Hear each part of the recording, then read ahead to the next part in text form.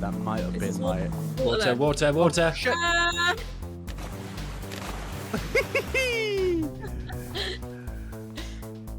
Bye, car. Ad, get out of the car. Add, my friend.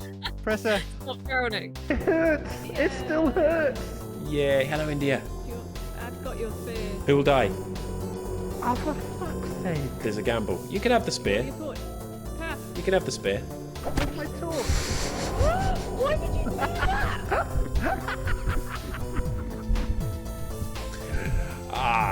Okay. That wasn't a good thing to do, was it? Don't forget the anti-brain freeze technique. Oh yeah, this.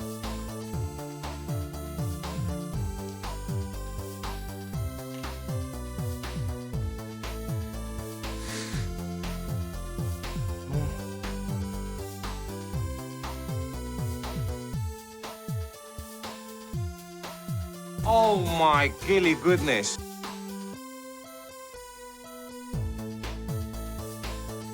This is what I'm going to do. I'm going to get a tunnel that goes all the way down. And it's going to be... Because then I will have achieved something when I log off. And it is going to be right down here. Here we go, guys. Yeah. What just happened? What happened? Straight into water. Straight into water. You arsehole.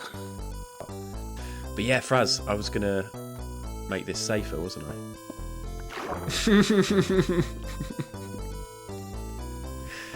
Fucking water just came in straight away when I said Oh my god. Oh my gilly goodness. Oh. So... You just landed on my head.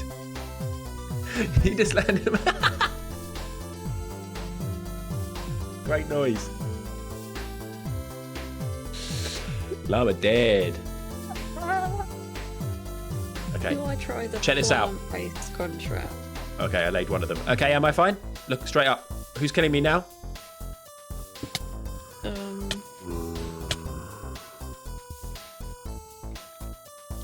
Speed run. I can't just jump down there, can I? Ladders.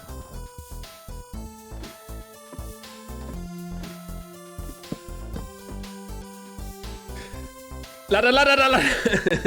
Oh, my ladders are down there. Oh, that was always going to happen, wasn't it? It was. Of course, I can't lay perfect ladders all the way down. Did you think you could lay them whilst falling? Imagine the amount of stuff that's going to be down there by the time I get down there. You don't do the water at the top. Oh my gilly goodness. What do you mean? You do it right when you get to the bottom. So as you're falling, you press it just before you're going to hit the floor. Give it a go. But that is our last bucket. It's my partnerversary, everyone.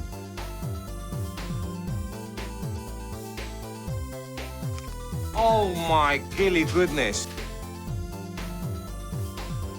I've got guns now. Oh my gilly goodness. Have you still got eyes? Yes, my eyes are still very much in my head. Oh, Ad! Is that something? What is that? Sniper lingo? Have you still got eyes on the target? No. Wait. No, they're behind the crossword sign. I'm gonna. Hey, get this! I'm gonna strafe round. I'm already looping around. Let's do some scissoring. Shiva, 2 down. Supreme Being. What's that? Sounds like a Thundercat. Oh God. Oh God, why didn't I? Should have googled it before I said it sounded like a Thundercat. I sent wave after wave of my own men at them. Oh my God, Mac, did you plan that perfectly? You planned that, you just done the perfectly timed raid. Guess what, everyone? I'm back!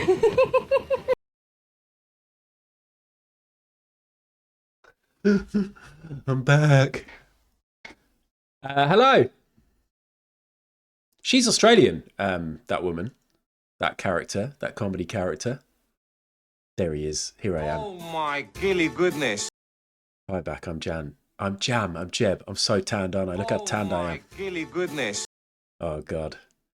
I think I might be worse than Cudder was on Cudder's stream on Wednesday, and Cudder was pretty tired and getting things wrong regularly. I've just said I'm Jam. Hello. Hello? Oh my gilly goodness. Cudder, you were. My niece and nephew, who are actually Australian, said my accent is pretty good.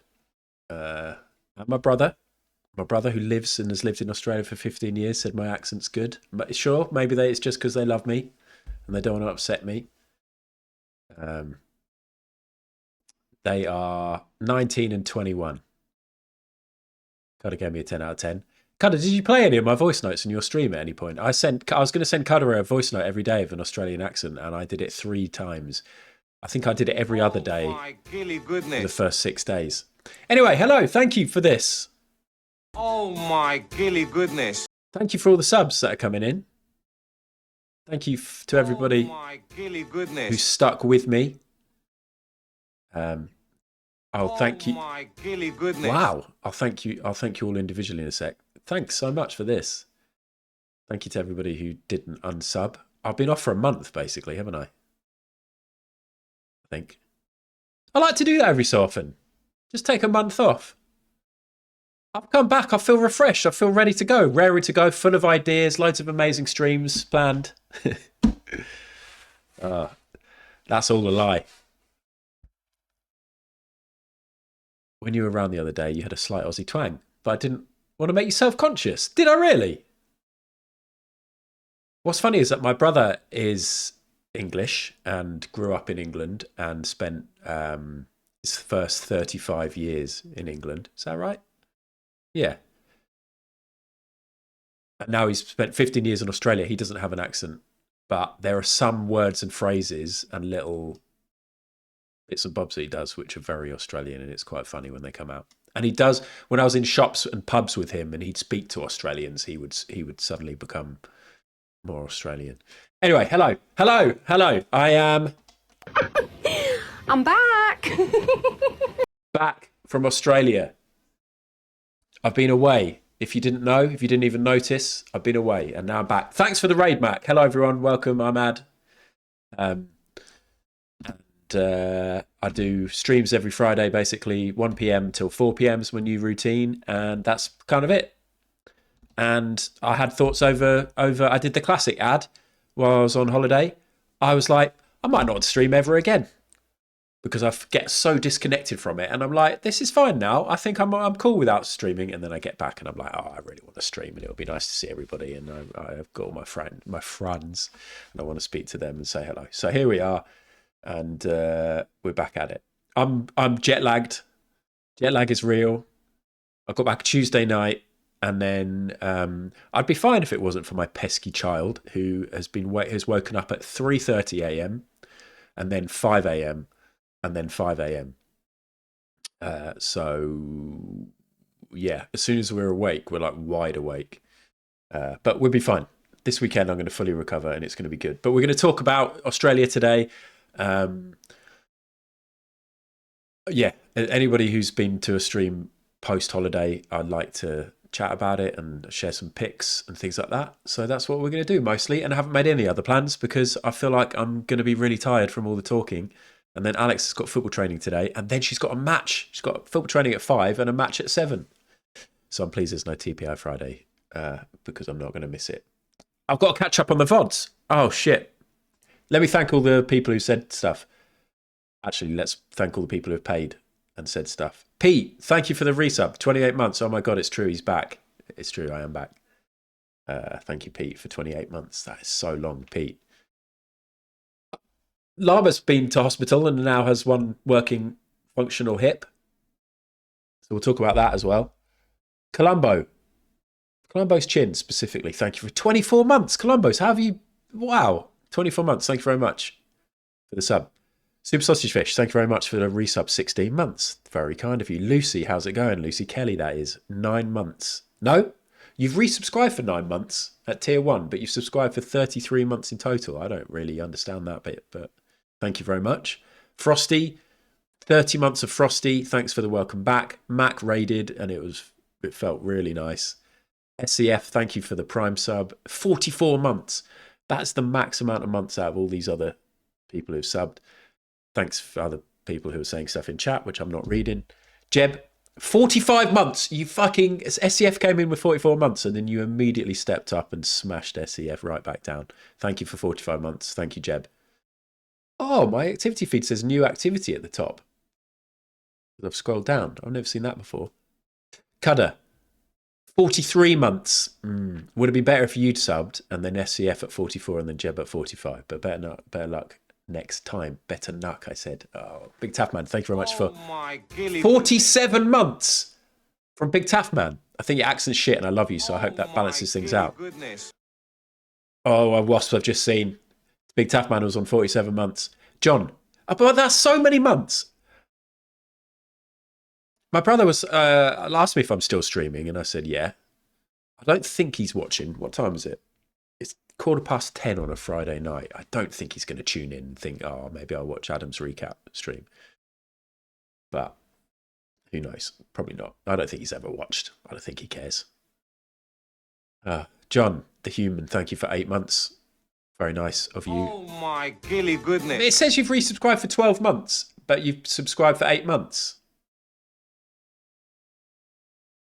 John the Human has resubscribed for 12 months. They've been subscribed for 8 months. Have you done a year in advance? I don't think you have. I don't think that's what that means. But that would be wild if you've done a year in advance. I don't think I'd sub to anyone for a year in advance because we can't guarantee anything. But thank you, John. I don't know, John. It says resubscribe for 12 months at tier 1. They've been subscribed for 8 months.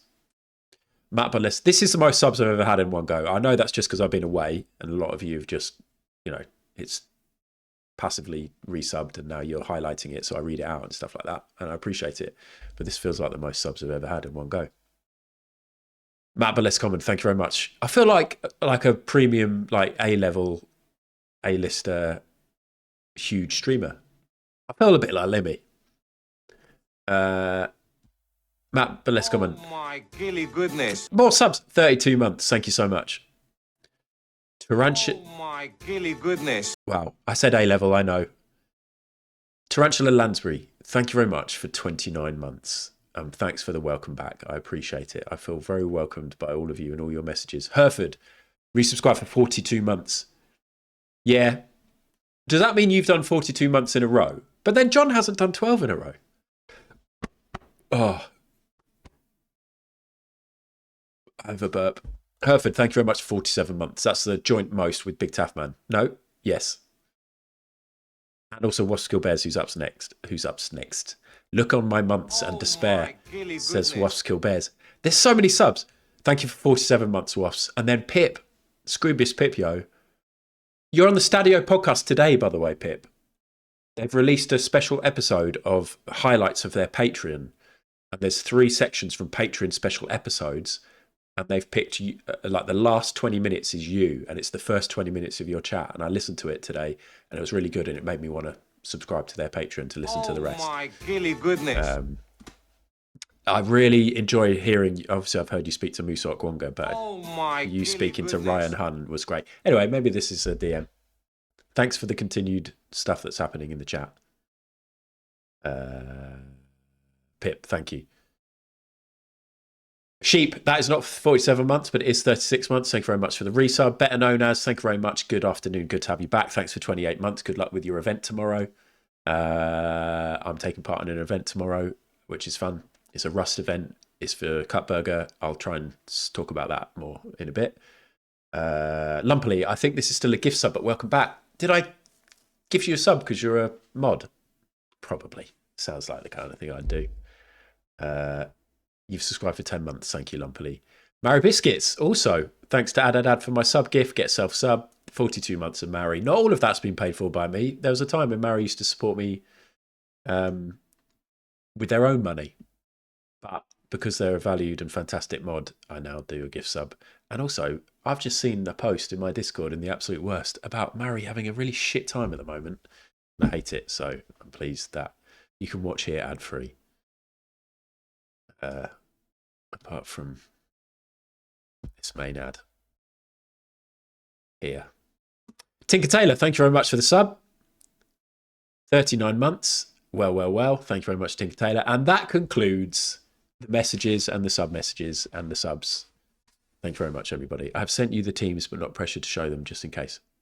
Okay. Yes, I saw the teams. Oh, you've DM'd me. I saw the teams in the thing. We'll talk about that later. I think. I need to get back into the swing of things. But mostly, hello, and how's it going to everyone? I didn't watch any Twitch whilst I was away, mostly because of the time difference. I find it really weird being that far away and on such a big time difference. When we first got there, it was 11 hours. Goodness. Hey, Mac. Thank you very much for your 13 bits and your little clover. Irish iconography. Thank you. Thank you for gifting a sub to Alf Stewart, Big Taff Man. From Home and Away. I've got a photo that relates. Basically, I went somewhere and I could see the beach where they film Home and Away. And Alf was Home and Away, not Neighbours, I think. Yeah. Might be watching. But yeah, being that far away, when I got back, my mum and dad, and I think this is always a worry of theirs, is that I might go to Australia and go, oh my God. Sparkle Muffin, thank you for the 100 bits. Why is nothing happening up here? Thank you, Sparkle Muffin. Sorry you didn't get a little alert. I think my parents are... Oh my gilly goodness. 47 months. There's a lot of you in the 47-month club, and that means you've subbed every month possible. Thank you. Thank you, Funkle Albert. Yeah, I think my parents worry that I'm going to go over to Australia and go, shit, my brother's got a great life. I'm going to do this. I'm going to move our family over there. And I think, you know, they'd be supportive largely of that, but also I think they'd be a bit sad. Which I understand. If you've got 3 kids and 2 of them live in another country and you don't get to see them as much, you're happy that they're thriving and happy, but you're gutted that you don't get to see them. But I said to my mum, I've got no desire to move over to Australia. And if my brother is watching, or my niece or nephew or whoever, don't take this personally. But it's just too far away. I know I'd get used to it, but I really didn't enjoy like that for quite a long period of the day. I know that everybody in the UK is asleep and there's nothing happening, and it feels really weird not to be on the same wavelength. And the idea of something happening back in the UK and then it would take me like 2 days to get back in an emergency. It's too far.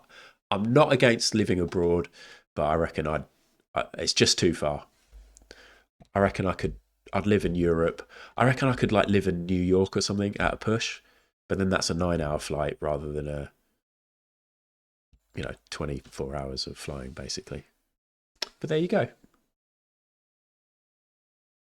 Why do your parents worry about you thanking Sparkle Muffin for bits? I realised I said that. That is probably something that they do worry about because they brought me up to be very polite. They encouraged me to be polite, friendly, kind, and charming. And so if I hadn't thanked Sparkle Muffin, I'd probably get grounded actually. Hype chest. Let's open it. It's going to be some shit emote. Shy Ghost. Really shit. Can move to Austria. Sounds similar. It does. I've never been to Austria. You can go skiing in Austria, can't you? I think my sister went. I think I might have a VHS tape that says Tess in Austria in this cupboard.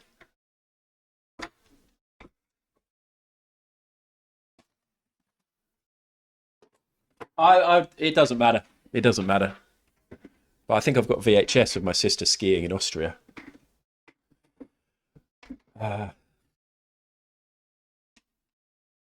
shit! I got a massive new Holy delivery, and this is my drink. Holy sent me 200 quid's worth of stuff. It was really weird. They were like, "Let us know anything you want," and I was like, "Anything?" And they said, "Yeah, literally anything." So I sent them a request, and I was like, "I'd like all this," and they were like, "Sure." New flavour, watermelon. Look at this guy. Can't believe I'm talking about Holy before I'm talking about Llama. But Llama doesn't pay me. So I'm just going to make this so I can have a little drink. Am I saying holy? I'm saying holy, not Halo. But I've got loads of new flavours that I will be debuting across the weeks. It's been out for ages. Jeb, well, I haven't had new flavours for over a year. Jeb's an aficionado. Also, for the first time ever, I actually invoiced Holy and got paid 160 quid. And then I put 150 quid of that straight into Llama's fund. And I pocketed that tenner, the extra tenner. Where's the little spoon? I can't take love to the bank. How do I portion this out? Holy, there's going to be a little spoon in here somewhere. I'm just going to dig around with my finger. Ah, there it is. I mean, oh, how fun. A little hunt for the spoon. That's a great little mini game from the team at Holy Hydration. This is a hydration drink. You can get caffeine drinks. You can get tea. I drank a lot of nice tea over in Australia. T2, great tea shop. Shove it in there. Do this. Shake it.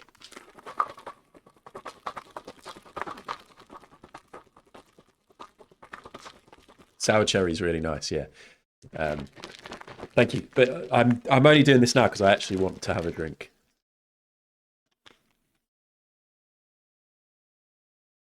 But yeah, all the money that I make from Holy, so if any of you do use that code or anything, until Llama's second surgery or the GoFundMe is completely full, all the money from Holy will go to that. And in fact, I'm going to make this commitment now. Whenever there are special projects on through Cutburger, all the money I make through Holy, this isn't really much to do for me. This isn't like a grand gesture, but any money will go to whatever projects we've got through Cutburger. I could say that it will just go to Cutburger in general, but I need to actually think about this. That's delicious. We do have a new project. I need to talk about that as well. The second project has hit the Cutburger. Except for a tenner. If there's no projects, I keep all the money. Okay, should we talk about that? Or should we talk about that project later when there might be more people in? I mean, there's loads of people in now, but... Should we talk about it now? No, we'll talk about it later. Can you remind me to talk about it later? I've got to finish at 4 o'clock. Now and later, Wellesley. That's greedy of you. Okay, I'm not bringing my A game here. I keep wanting to say hungover. I'm not. Excuse me. I'm jet lagged. Yes, it is still a thing. It's worse coming back from Australia. Because of the time zones, two, because it's not as exciting. When you go, you're really excited and pumped, and then you get there and the jet lag doesn't feel too bad because you're in sunny Australia, you're not working, you're with your family and you're having a great time. And then when you get home, it just hits you. It just hits different. So I'm jet lagged. I'm not fully clued up on everything that's going on with Cutburger. I've felt a little bit. I haven't been getting as involved in the chats in Cutburger as much. But boss, I've been so busy with being away and also my other stuff I've been doing. But all the team are doing wonderful work, and there is a new project, and it's to help biscuit maker Heather, a name that many of you will be familiar with, I imagine, from B Dolan streams, from all the lovely Minecraft stuff that B has got involved with in the past. On his own servers, on Cutburger servers. You know, when B did the gig in, that was also in Minecraft, and the venue, the Moth venue, was completely recreated. That was all made by Heather. Heather is also doing a load of building in Minecraft at the minute for an upcoming exciting project. And there is the link. Here is the project. It's in US dollars, everyone. Because Heather is an American woman. Sorry, I heard a podcast where somebody was talking about Lenny Kravitz yesterday, so that's why that is in my mind.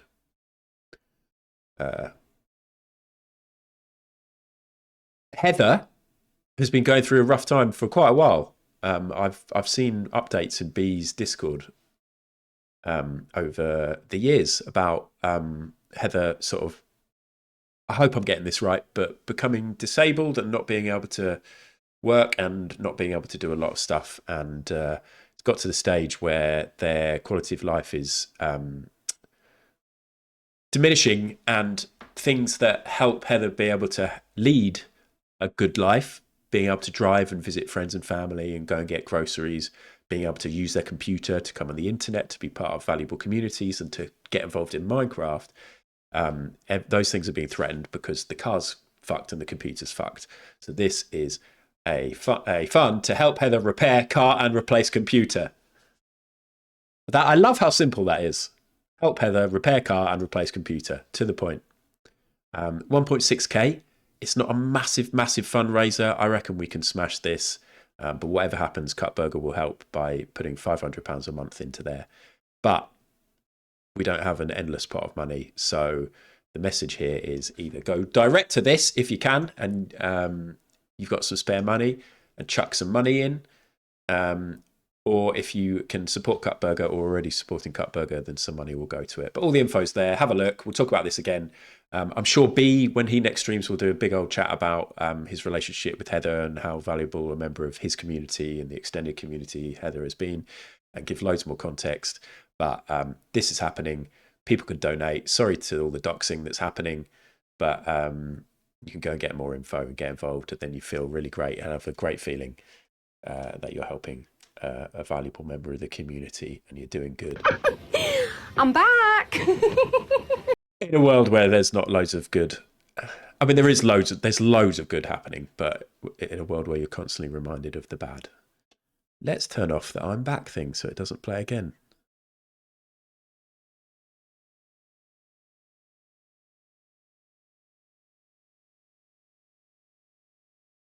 Don't feel like you have to say things you aren't sure of, Ad.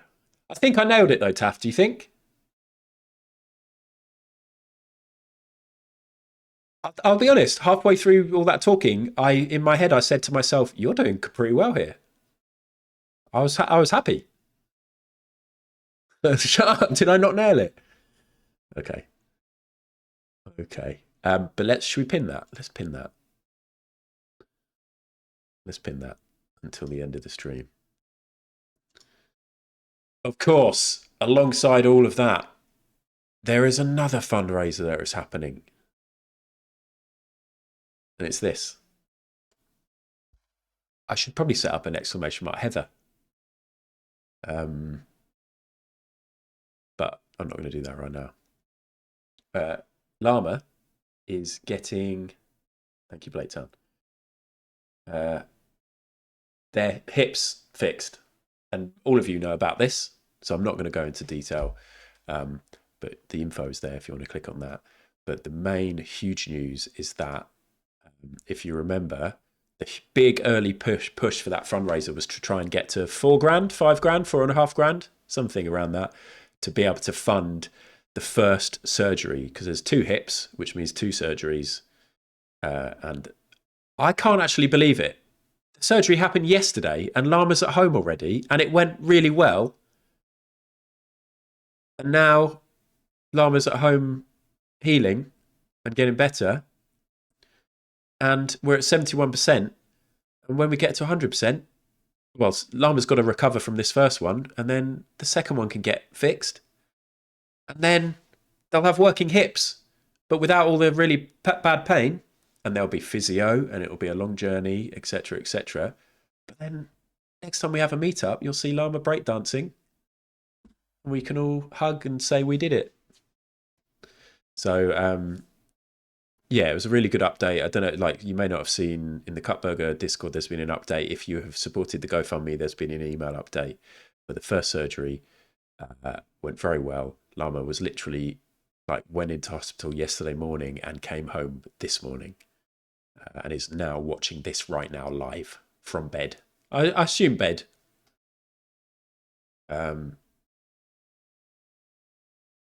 It's so good. I did ask Llama if they managed to do a hurdle yet, but apparently not. But it's so good. I said to Llama yesterday, I was like, I can't fucking believe this. The amount of years that we've been chatting about how fucking awful Llama has had it.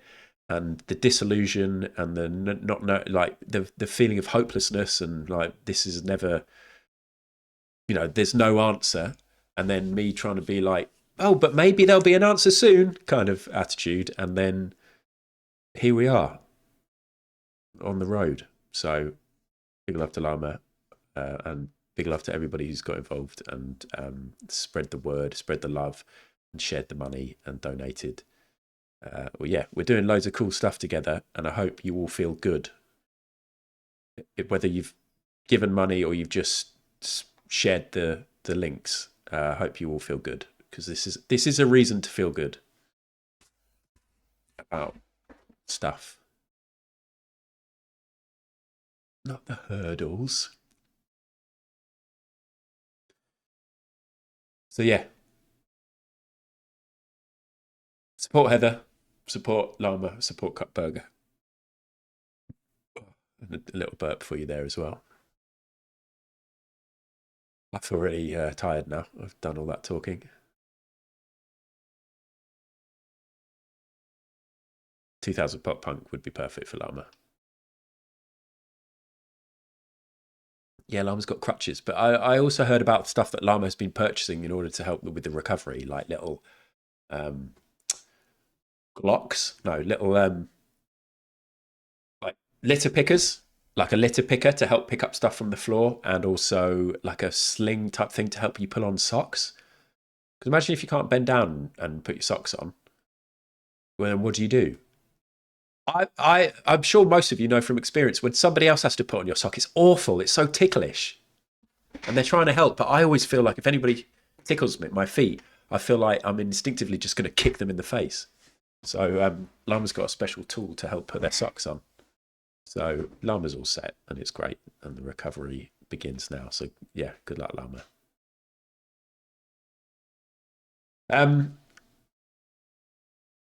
Should we do the crossword? I feel like if I wait too long, I'm going to be absolutely shit at it. Shitter than normal.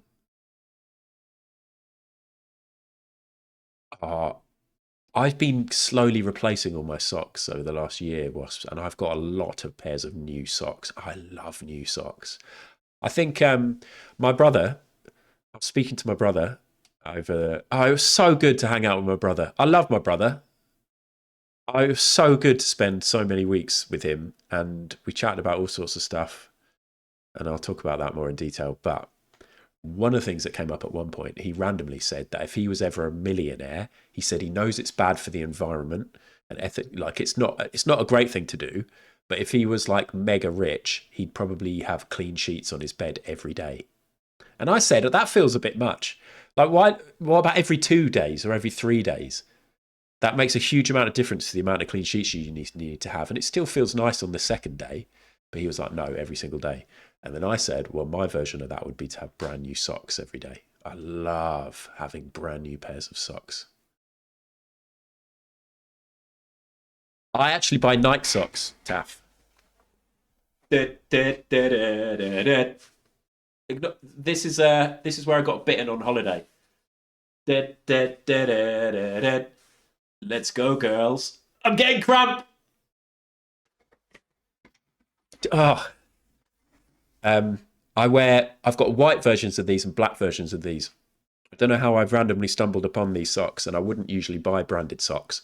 I just get whatever socks from Next or H&M or whatever. But then I bought some of these, and they're so nice. They're ribbed for my pleasure. They're not Deliveroo. They're ribbed in around the ankle and around like the arch of the foot in a way that is so satisfying to pull on, and they feel so nice. I love them so much. So I've slowly replaced all of my socks with white ones and black ones. So now I've just got white and black socks. But the way that they hug my foot is brilliant. Might not be right for you. I wouldn't necessarily recommend them unless I knew you had the same feet as me. You tried turning them inside out? No, that would be weird. They're also a little bit fluffy on the inside, so it would feel a bit weird.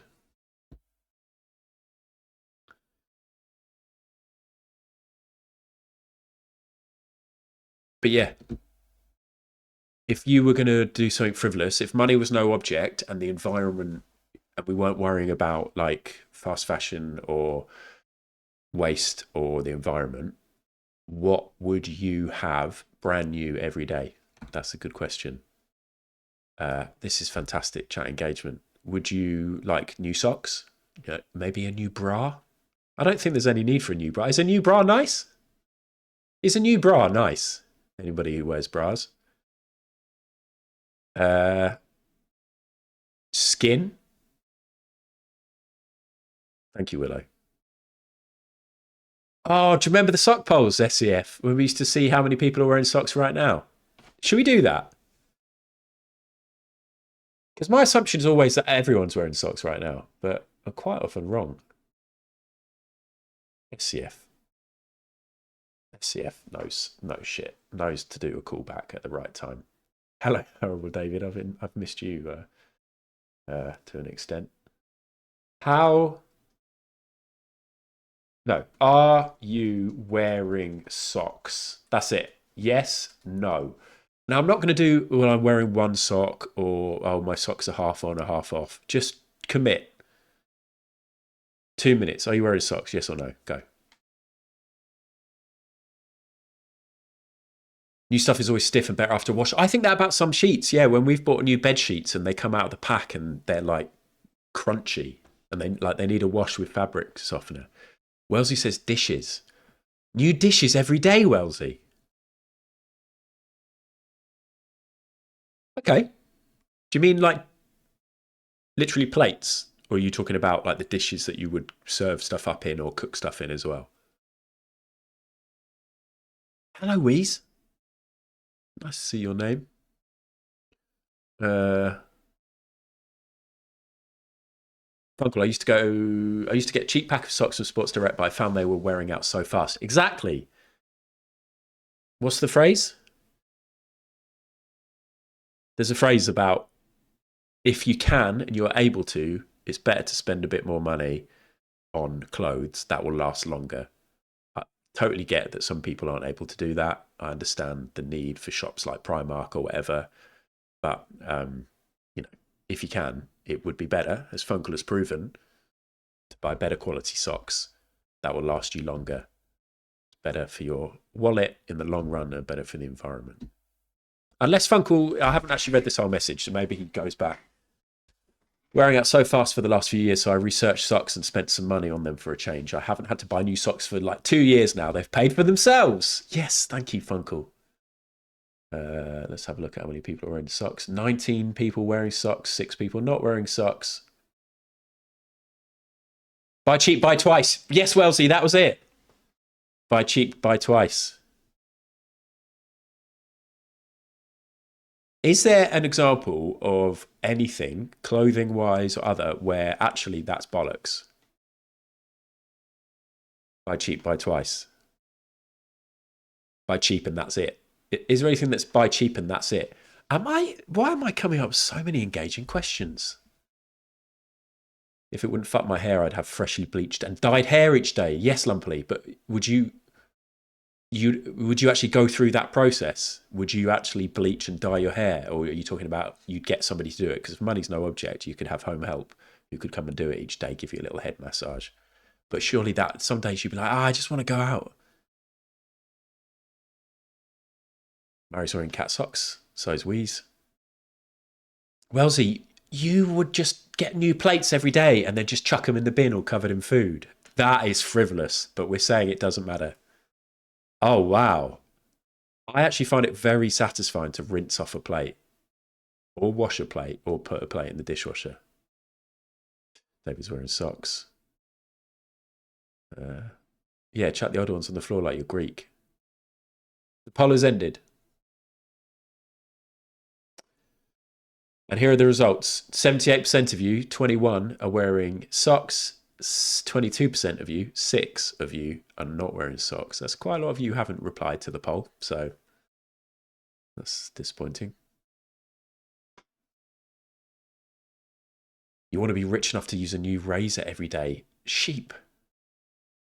What, do you shave every single day? And then what razor are you using? Are you using an electric one? Are you using like a Gillette?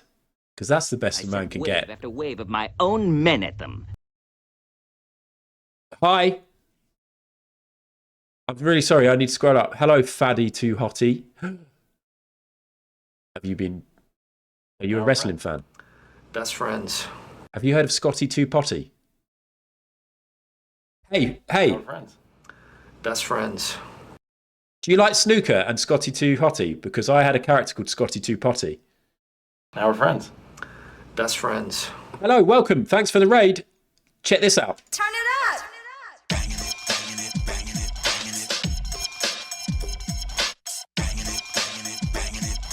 That was interesting. Turn it up.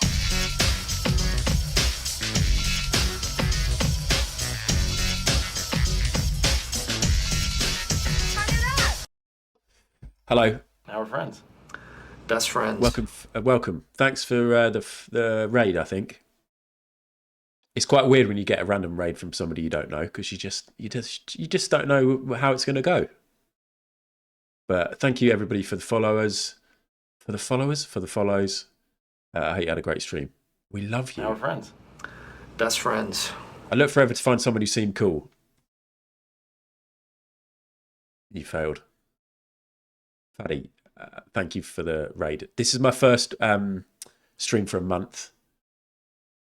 And I've been away in Australia and yeah. Bar is low. Cool. Well, we're very fun and friendly and inclusive community here. So if you're over 18 and you're cool, then you're very welcome to hang out.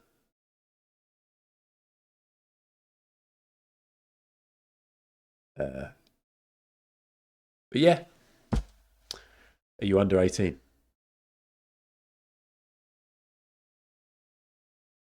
Are you under 18? Raining tacos and a person 111111111. Are you under 18?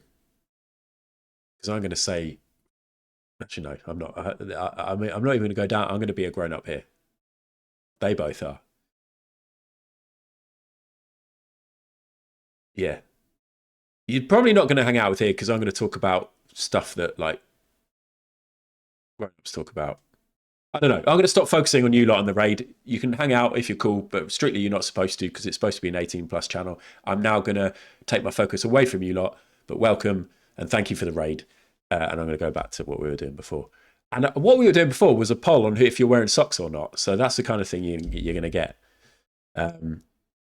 I had to plug in my keyboard for this, but it's called a false economy. It appears to save money initially, but results in higher costs or wasted funds over time. Thank you very much, Kada. I engaged you. I felt compelled to reply. Yes, that's good stuff. You know about that stuff. You work in online payments and economics, I think. A lot of brands' designer gear is the same cheap shit with a label on. Yes, that is also true. Usually get stressed with things on my feet. Stressed? So David, even shoes?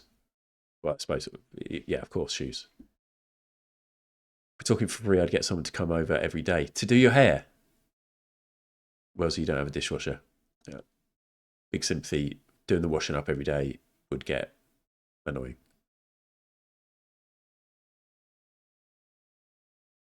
As a former KP, I enjoy washing up, says John. What's a KP? KP. Kitchen porter.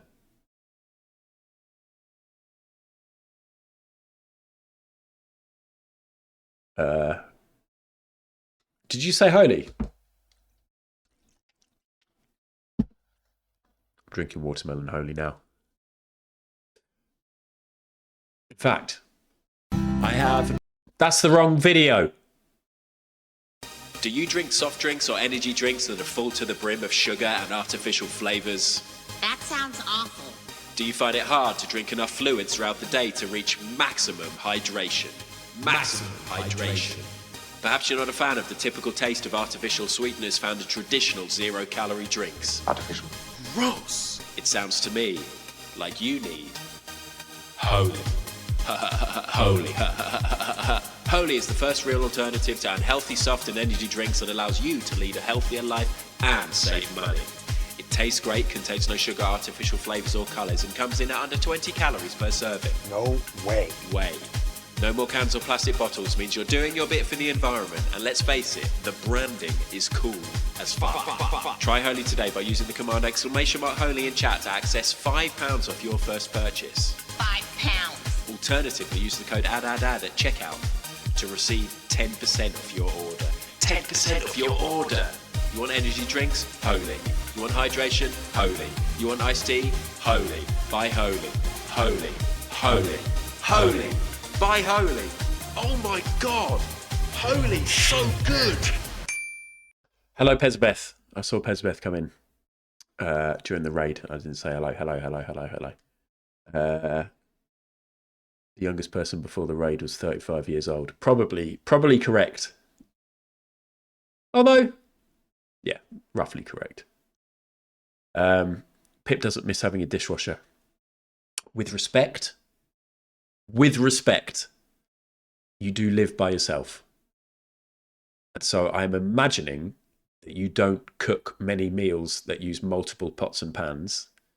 And obviously you're not then having lots of plates and cutlery and glasses. You probably don't even use a glass during the day. You've got your water bottle, and then you might drink like a hydration drink or like a protein shake or something. Whatever it is, I don't think you've got much washing up, Pip. You get a lot of your lunches from Simmer, which come in microwavable plastic, so you're not washing them. You're probably, or maybe you are. Maybe you're rinsing them and recycling. But I'm just saying, I don't think you have much washing up. So I'd say a dishwasher in your house would be a waste of money, energy, and space. Raiders, let us know whether or not your parents have dishwashers.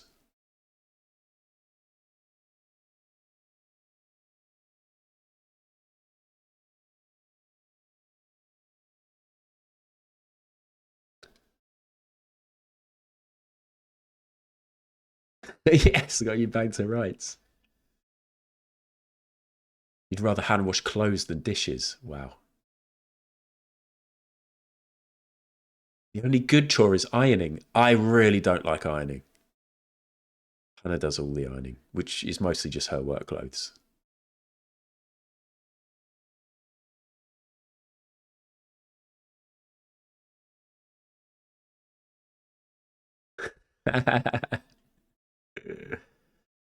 We're having my gilly goodness. We're having a fantastic time.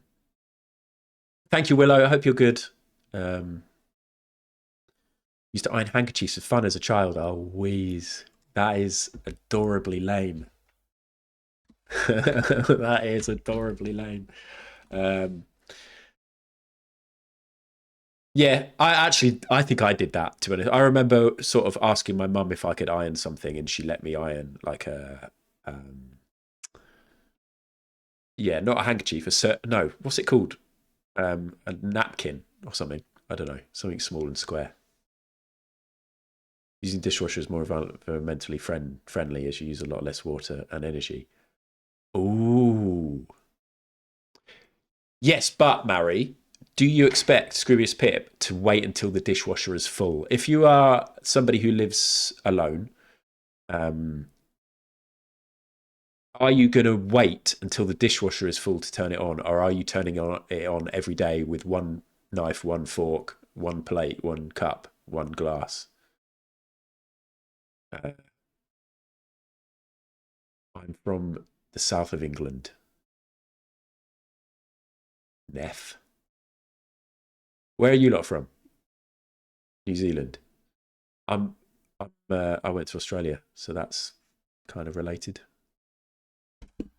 Ouch.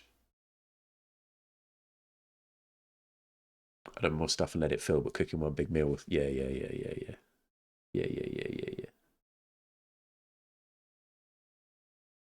Cool. What else? Oh yeah, we're going to do the crossword. Have a bet. And we play, and we play, and we play, and we play, and we play. Every day, every day, every day, every day. We're gonna do the crossword. We're gonna do the crossword. We're gonna do the crossword, crossword. We're gonna do the crossword, crossword. Even when you don't lose.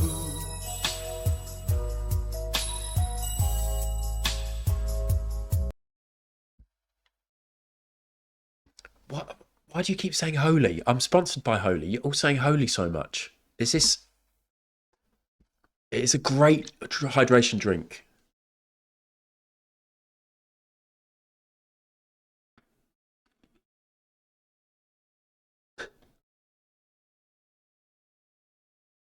Sorry, we are Gen Alpha. That's all. That's all you needed to say. Thank you, bro. Unk cooked with these ads for real, for real. I'm actually, yeah, okay. I'm on board with this now. No cap. Okay. I'm going to do a crossword. Have you heard of them? I'm going to freeze the chat.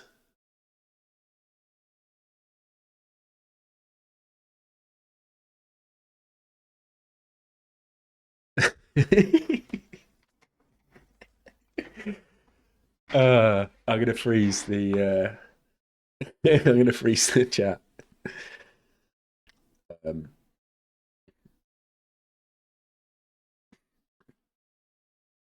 So what? So yeah, I'm going to freeze the chat. And I'm going to do the crossword, and you can put answers in the chat if you want to. So, thanks for taking part. If you need to go, feel free. Please feel free. Here we go. I haven't done a crossword for over a month, by the way, so I'm out of practice, and also I'm jet lagged, and also I'm usually bad at crosswords. But here we go. So I'm going to put in a letter, and I've got to do it in 3 minutes, and boom, 3 minute. The counter starts. Go. Lounge, lie, sit, sofa, living room. Don't know. Spooky, scary. Scary. Should we put scary in there? Trousers, slacks. For some reason, I'm thinking slacks. 7 across turns a check into money. Cashing.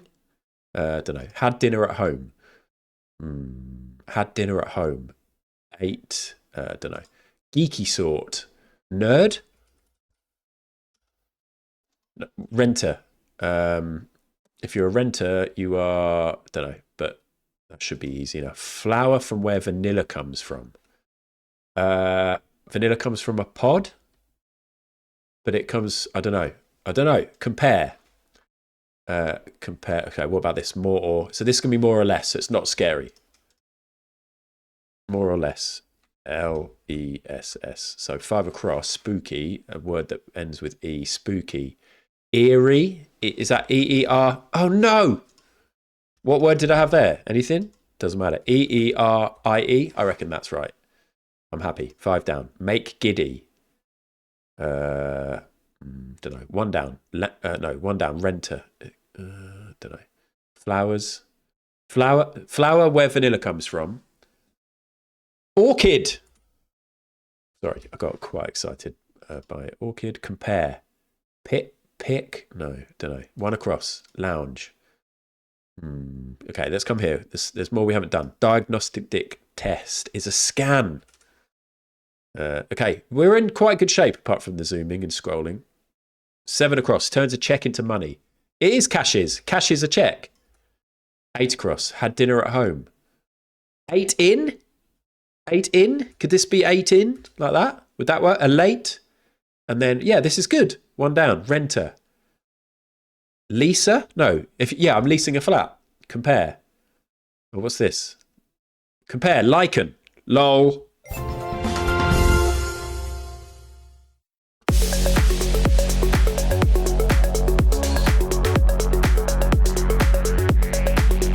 What's happened? I did it. That scene's fucked. I did it. Lol. What's lol? Why does it say lol? 1 across. Lounge. Lol. Lol. Right. I think it's the raid that energized me to perform there.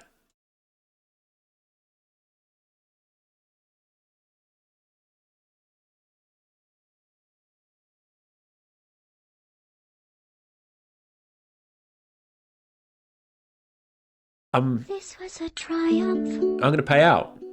I've forgotten what I do when I win. A note here. Huge success. Will Ad complete the crossword in 3 minutes? Yes or no? I did. Oh, 9 of you thought I would. 7 of you thought I wouldn't. Choose outcome. Will I complete it? Yes. That was good. I feel good. This guy's cracked at crosswords. Yeah, keep it 100. Didn't expect him to get slacks. I got it. Caches we got. I seem surprisingly focused. Maybe it is. Yeah, maybe it's the jet lag. Maybe it's because I'm feeling like mentally well rested. I literally spent 3 weeks barely looking at any screens at all, and just being outside and being with family. It was really good. Let's scroll down. I'm crossword maxing. I could be Adwood Clubble Hoops. I'm going to pass out in a minute. I am back. Well done, Adam. Thank you very much. Thank you, everybody. I cooked. Unc cooked. Yeah, that scene's a mess, but I never fix anything. I always turn off my computer after a stream and then only turn it back on a stream. As you all know, I say this all the time, but I need to get better at fixing stuff and doing new stuff. First time I've seen any lols in this stream, haha. I don't know why that really got me, but it did. It's 1 a.m. and I'm wide-eyed awake. Where are you, raining tacos? Where's 1 a.m.? Let me think. Is that America? No, America's behind us. I don't know where you are. Oh, you said New Zealand before. Yeah. Your computer's not the only thing getting turned on in this stream. Yeah. 1 a.m. in the morning. Well, time zones. There we go. We did the crossword. Is it dark? Does this stream look a bit dark? Nah, it's too late now. I really get TikToks on my timeline that I like. The worst person you've ever met won't leave you alone, and they always say clocked it and for real twin. Ah, dear. Right. Anything else? Should we talk about my trip a bit? I do feel quite spaced out. My gamma's cooked, is it? Should we genuinely fix that? Camera, filters.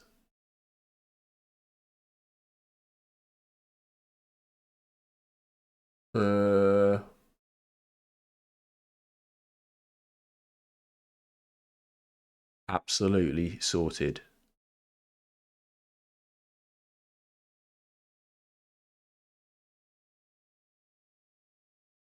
Is this good?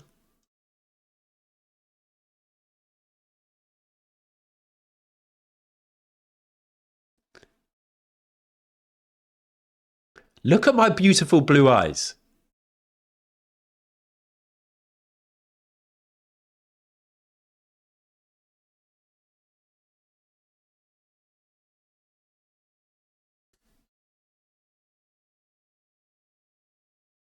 Now you appreciate how it was before.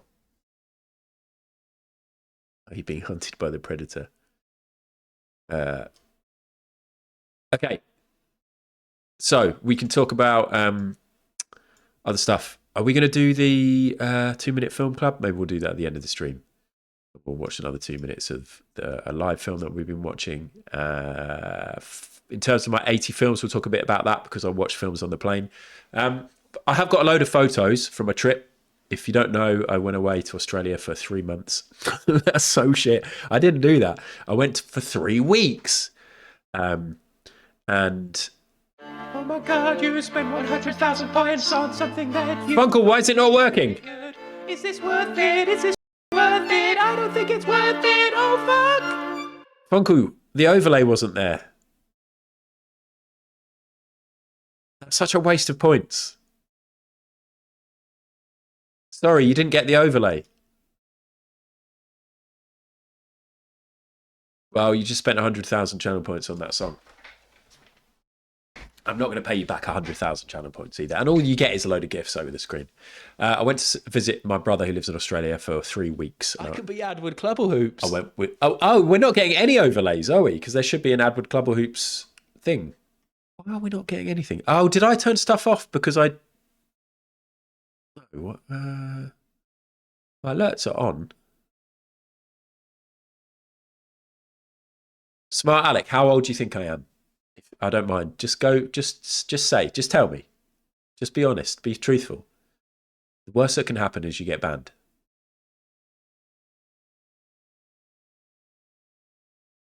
Uncle, stop shouting. 36 to 38. I'll take it. Unless you mean 36 minus 38, because that means I'm -2. Mid to late 50s, yeah. At least 6, 7. Let me try and work out why these things aren't showing. I don't know. There's no reason. They should be working.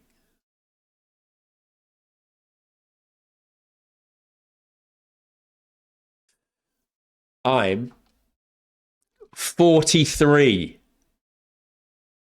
I'm just clinging to a lot of my youth and trying to pretend I'm younger than I am.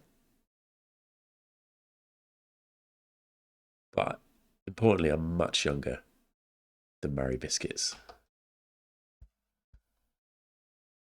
I always will be.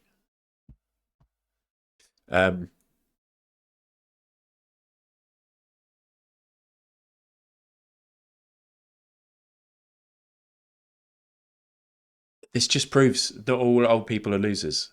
Raining tacos. Anyway, you lot are really fun and friendly, but also distracting me quite a lot. And my focus needs to be on the OGs, the OG viewers. Much younger than Blake Town. Right, what am I doing? Talking about Australia. Oh, hello, Emily. I like your NASA badge. We watched the NASA thing. It was perfect timing for in Australia. We watched the Artemis 2. It's not Artemis. What's that? Endeavour to... What is something American? Was it Artemis 2? Whatever it was. Oh, it was. Oh, amazing. I remembered it. We watched that land come back down to Earth. And it was perfect timing because it was like 5 p.m. or something. So we had the laptop open and we all watched it happen. That was a pretty cool thing. But I saw that if you watch that on Twitch, then you get your little NASA badge and you've all got it. Oh, and it's actually called Artemis 2. That's cool. So yeah, I went over to Australia. The last time I went there was 10 years ago. My brother's lived there for 15 years, but obviously he's come back a few times. But we went there when Alex was 6 months old. That's my daughter. And now she is 10. So we've been meaning and wanting to go and saving to go for ages. And then finally we booked it. And we went over. We were away for 3 weeks. But obviously a lot of that is traveling. So we stayed over in Kuala Lumpur. On the flight there and the flight back, we did one night just at a hotel at the airport, basically. And that was really good for making it not be completely shit, because traveling that far, doing the 2 long flights back to back from experience is just awful. And then it's much harder to get over the jet lag. So having a little break in the hotel was really good. But yeah, it was mostly, it wasn't like, there wasn't like loads of touristy type stuff. We didn't go out for loads of meals. We were staying with my brother and his family, so his wife and his his daughter stays at home. He lives at home now, his 19-year-old daughter, but his 21-year-old son has moved out, lives in a flat with his mates.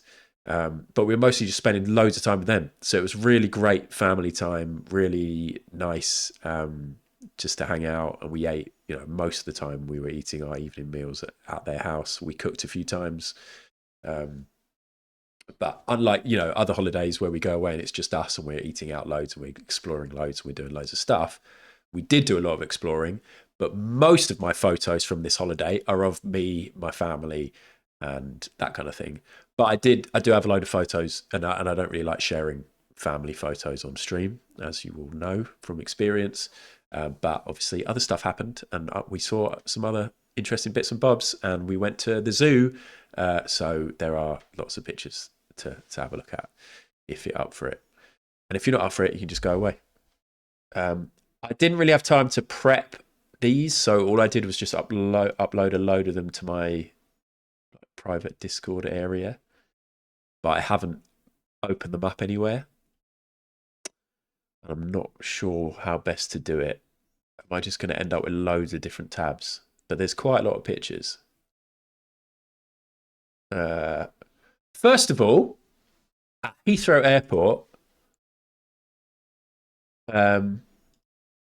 yeah, I think we're just going to do it like this. Check this out. Check this out. This was on the wall at Heathrow Airport. This is the actual sizz of an engine. Now, you've got no scale there. But this is the actual sizz. Actual sizz. Okay. Thought that would be fun. This made me think of ono.jpg. Why aren't any of these zoomable? Have I sent myself small pics? Look at this outside the... Why all these small, poor quality images? Is it because they're uploaded to Discord? This shouldn't be the case. Look at this person with their fucking fountain pen. Is ono.jpg here? This is wasted without ono. I've got a couple of pictures that are very specific to individuals, and if they're not here, then it's just a massive waste of time. We got on our flight to Kuala Lumpur and immediately enjoyed this. If you watch Pip's stream, Pip went to Malaysia and flew with Malaysian Airlines as well, I believe, and got to enjoy this as soon as you take off. You were told how far you are away from Mecca and also how far away you are from Slough. Two very similar places.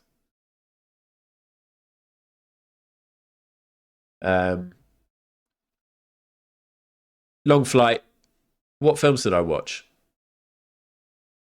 I actually had... I think I watched only two films on the way over. We'll talk about that in a bit.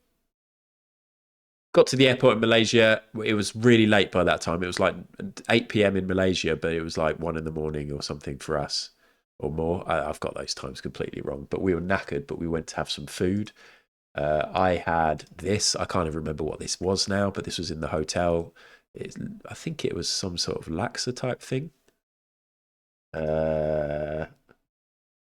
Went to bed in the airport, woke up at 2 a.m. because we were all over the place. So we got breakfast in our hotel room. We had to wait until 4 a.m. until we were able to order food. And we basically ordered toast and like really basic stuff because it was so early and we just wanted something to line our stomachs. But with our toast came this. What is this? Does anybody know what this is? It was a bit like wallpaper paste. There it is on some toast. We had no idea what it was. It was kind of sweet. Pip's been to Malaysia twice. Hello, Piper Dune. It does look a bit like some sort of gunge wallpaper paste. Maybe it's a bean paste, yeah.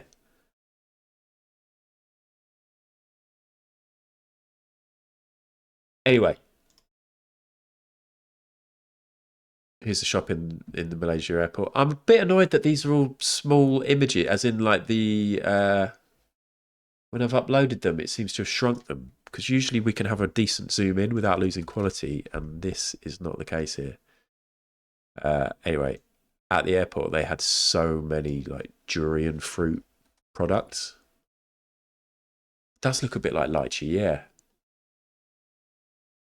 Maybe it was lychee. Yeah, I could have like tiled the hotel if they'd sent me enough toast. Oh, that's quite a good idea. Imagine tiling your kitchen with toast every day. Maybe that's my frivolous thing I'd do every day, a freshly toast tiled kitchen. And then at the end of the day, you just let a load of birds in.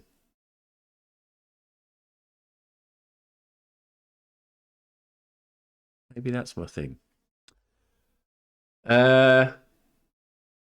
Also, in the airport, I was going to do, remember when I went to New York and I did a top 10 things I ate in New York? Well, because we didn't eat out as much, I was going to, well, I mean, there probably are 10 photos of things I've eaten, but I just basically haven't done that.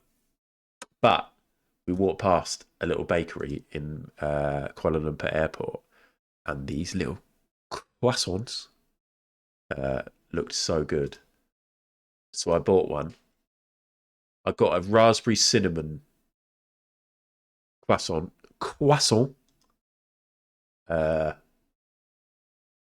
Look. And then look on the inside. Oh no, hold on. Where's the...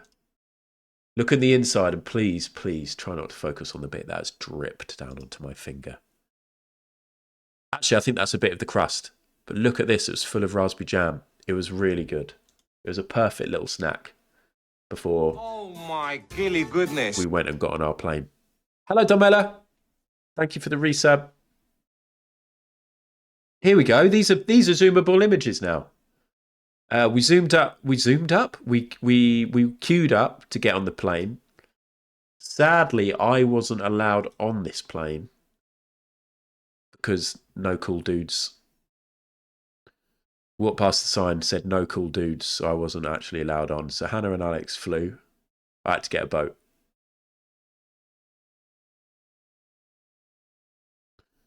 I think that just means no leaning on that wall. Like they have, you know, when they do the walkways from the terminal to the plane, I think those walls cannot handle people leaning on them. Got on the flight. I think Pip talked about this, but the flight food on Air Malaysia was fucking great, mostly.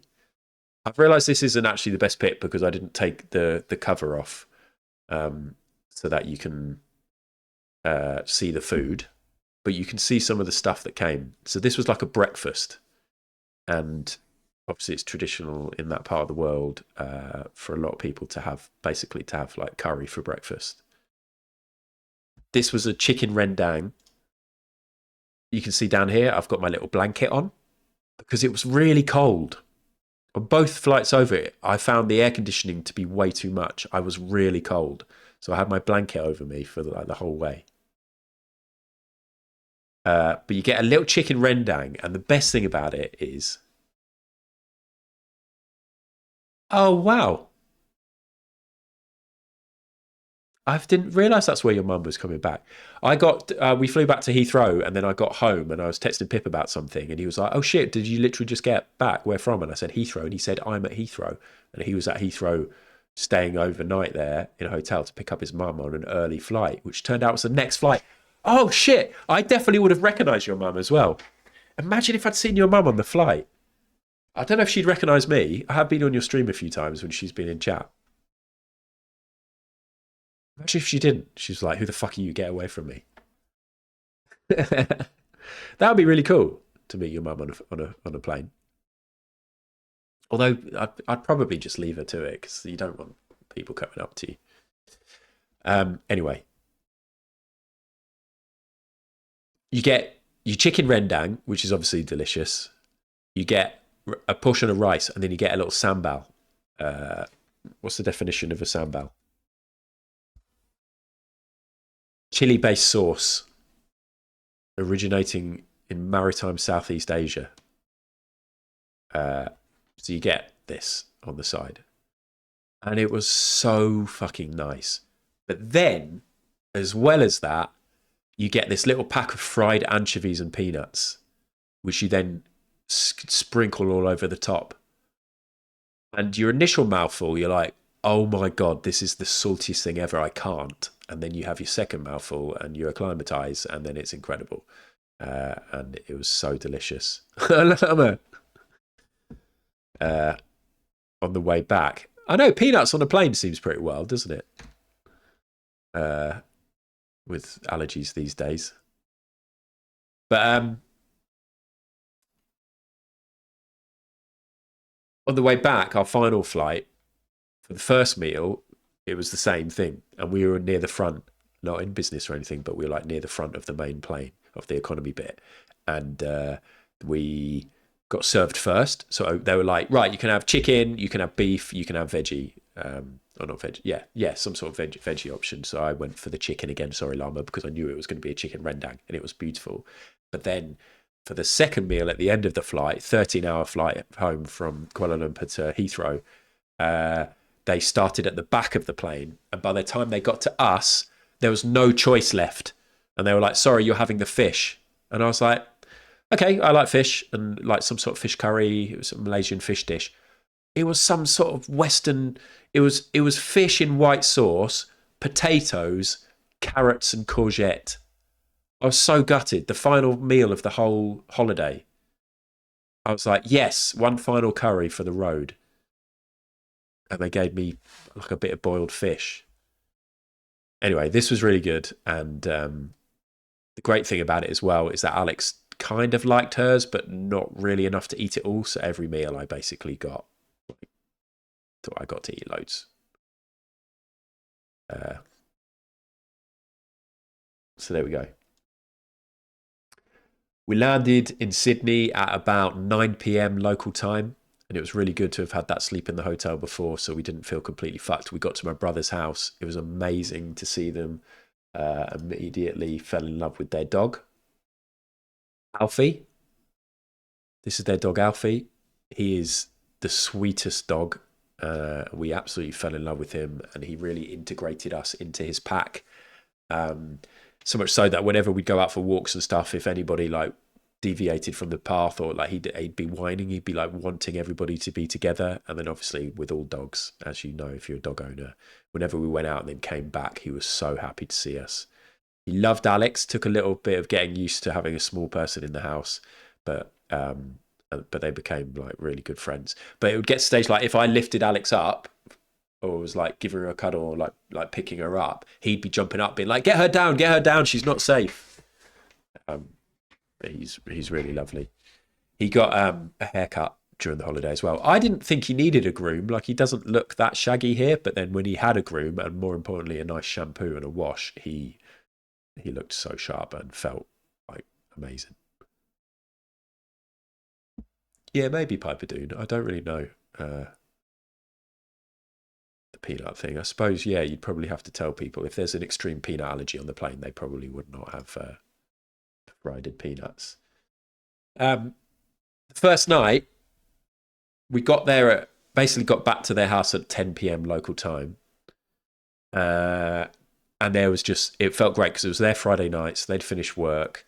And my niece was already there, and then my nephew was working in a bar until midnight. So he got back at midnight, and we had a few drinks, and we were it really was like a party atmosphere because we haven't seen them all for ages, and we'd got off the plane, and we were really happy to be there. Next thing I knew, it was 4 a.m. and me and my brother and my nephew had drunk half a bottle of whiskey. I bought a bottle of whiskey at duty free. A whiskey that my brother that we'd drunk 10 years ago when I was there. And we stayed up until 4 a.m. talking about father and son relationships, family, love, loads of really deep stuff. Me and my brother both cried and we just got smashed. But it was fucking best. I loved it. It was so good. And also my nephew now is 21. And obviously I've known him since he was born. He is such a great person. He's developing into such an amazing man and a great human being. And he's really intelligent and thoughtful and progressive and brilliant. I just love him to bits. And it was so cool to sort of have a few drinks with him as well. I've known him from Meg, exactly. So that was cool. But it did mean the next morning I was pretty wrecked. But because of the jet lag, it was really weird. We ended up getting up at like 9, went to bed at 4, got up at 9, and then immediately, obviously every day they have to walk the dog. They do this really nice walk around. So they live in Coleroy, which is one of the northern beaches, just north of. Oh shit! You can't see.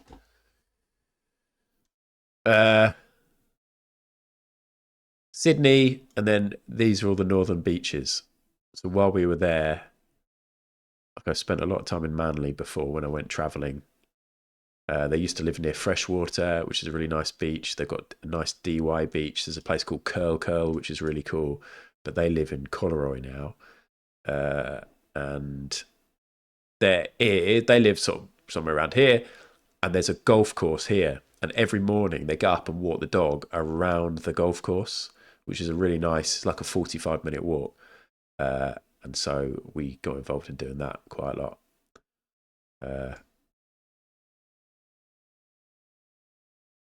Obviously, like Bondi Beach isn't far away from this. Down here where they had that awful shooting recently. They've also had a couple of people being killed by sharks on these beaches of late. So I don't know why I brought either of those things up, to be honest. But anyway, that was a really nice walk. But the first morning, immediately started spotting birds. Oh, why are these small pictures as well? At the golf course, there were loads of these birds. Oh, I can't zoom in on this. Maybe my uploading's gone really weird.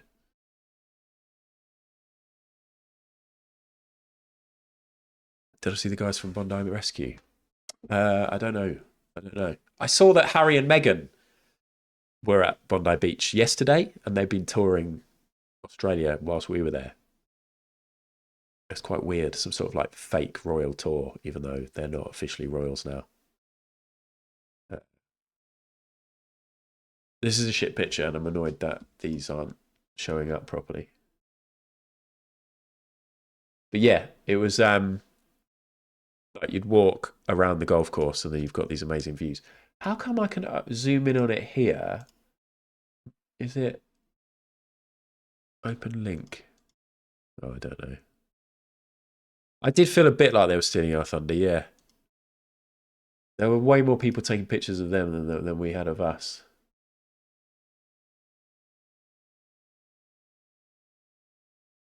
Anyway, later that on the first day, we were there for 18 days, 19 days. I'm not going to literally talk about what we did every day, but I'm going to show you pictures. Because on the first day we did this. And apparently, is this the right picture? Yeah. Apparently this is where they film Home and Away. So should we see if that's right? Or my brother was just fucking winding me up. Home and Away filming location. Home and Away is primarily filmed at Palm Beach in Sydney's northern beaches. Okay. Palm Beach, Sydney.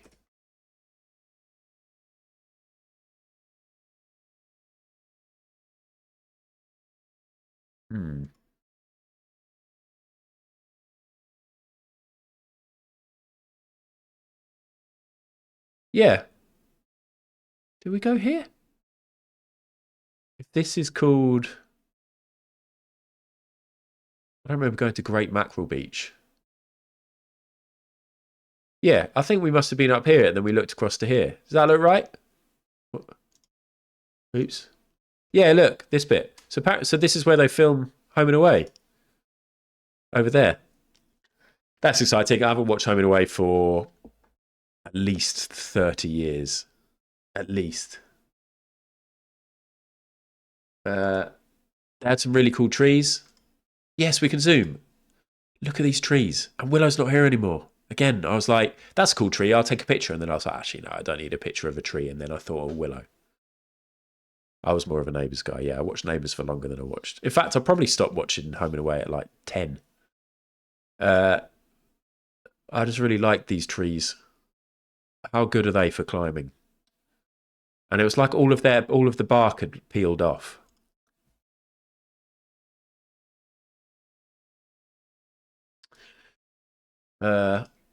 Obviously bought some of this.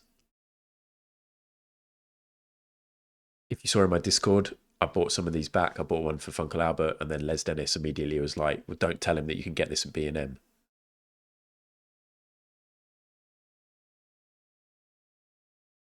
Actually really annoyed me, that comment. I'll be honest. I was kind of fuming. I nearly deleted it.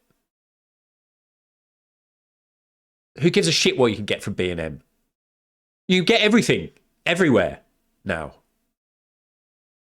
It's the gesture. It is the gesture. Also, genuinely, I've been to 3 B&Ms around where I live. So Funkel Albert lives near me. I've been to 3 B&Ms around where I live. So the same B&Ms that Funkel Albert has access to. And they have no Kit Kat Aeros. I was looking for these ever since Pip shared a picture of these that he had, I think, when he went to Malaysia, or I can't remember exactly the details. So I was excited to find these, excited to eat these, and excited to buy them for my friends. I bought one for Llama, but then Llama said, I didn't know this, but then Llama replied when I sent a picture of it at one point or something about not liking mint chocolate. So Llama's not getting one anymore. I haven't been to B&M since Les's comment. And if I went there and there were loads of them, great. Great for us, me. I'd buy more. But I was very excited to eat this. And I was very excited when I saw it in the shop in Australia. And it didn't disappoint. It's fucking great. Now, I will tell you that if you're a chocolate in the fridge kind of person, which often I am, this isn't good in the fridge. Mint Aero is not a good fridge chocolate. You need it room temperature to really enjoy the bubbles. So don't put it in the fridge.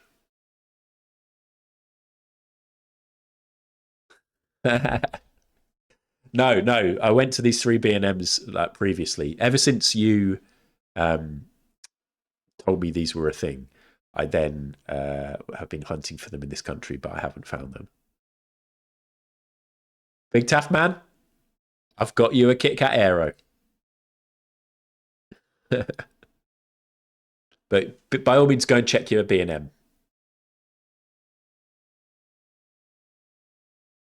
This was so delicious.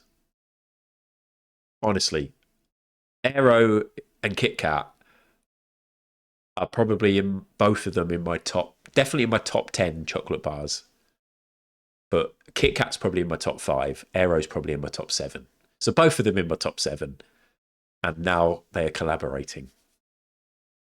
Also, I love these big Kit Kats where you get, it's like a 4-finger Kit Kat squished with another 4-finger Kit Kat squished with a 2-finger Kit Kat. I'll let you work out how many fingers that is. We went to Manly. Manly is a funny name place, let's face it. It is funny that there is somewhere called Manly. And I got a T-shirt because when I went there the first time, I could be Adwood Clubble Hoops. Stayed in Manly. I'm really sorry that the overlay doesn't come up, but thank you, Mash. I stayed in Manly. I'm not going to say Big Taffman. And I got a T-shirt from Manly Surf. No, what is it? Manly Longboard Co. or something, like a cool T-shirt. And then I bought another one. But I have realised that if you don't know where Manly is, it's just quite a funny name. I then went to a place called Anita Gelato, where I got a pistachio ice cream that was so fucking good that as when I took the picture, I was quivering, and it's out of focus, and I apologise. But this was really nice. And I didn't realise the photo was out of focus until yesterday. We did a couple of trips into the city. I'll let you work out how many fingers that is. We went into Sydney City quite a lot in the first week because my brother and his wife were working that week, but then my brother took the second week off, so we did loads of other stuff in the second week. I did Google before we went, like best places to eat, best places to have lunch, best bakeries, all this kind of places, and I made a list of loads of different things, lots of different places that I'd like to try and eat. We didn't really manage to do much of that in the end, but I did find a place called AP Bakery, which was recommended, where I had a like chicken schnitzel sandwich. Sando. I had a sando. Can I get the chicken schnitzel sando? I said. And they served me this. I can't remember all the details of what was in this. It looks kind of boring. I had chicken again. I'm really sorry, Llama. But then we went to find a place where they said they did amazing lamingtons. And I got this panna cotta lamington.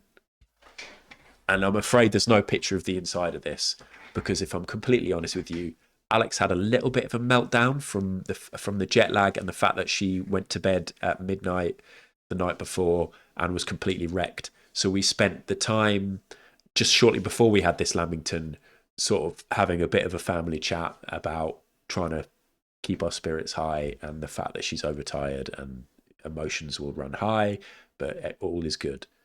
Let's sit and eat a lamington. Lamington is like a cake, like a jam cake, like covered in chocolate and then covered in coconut shavings. Not a lamb Wellington. How close did you come on the trip to being beaten up for doing an accent? Actually, I fit in very well with the locals. If Cutter does ever play the voice notes on his stream that I sent him, you'll hear it. There's no chicken in this. But this was a panna cotta one. So it was cake. I bet they do, Tam.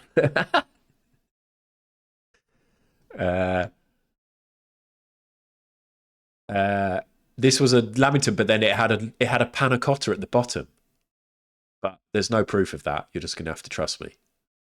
But that was really tasty. On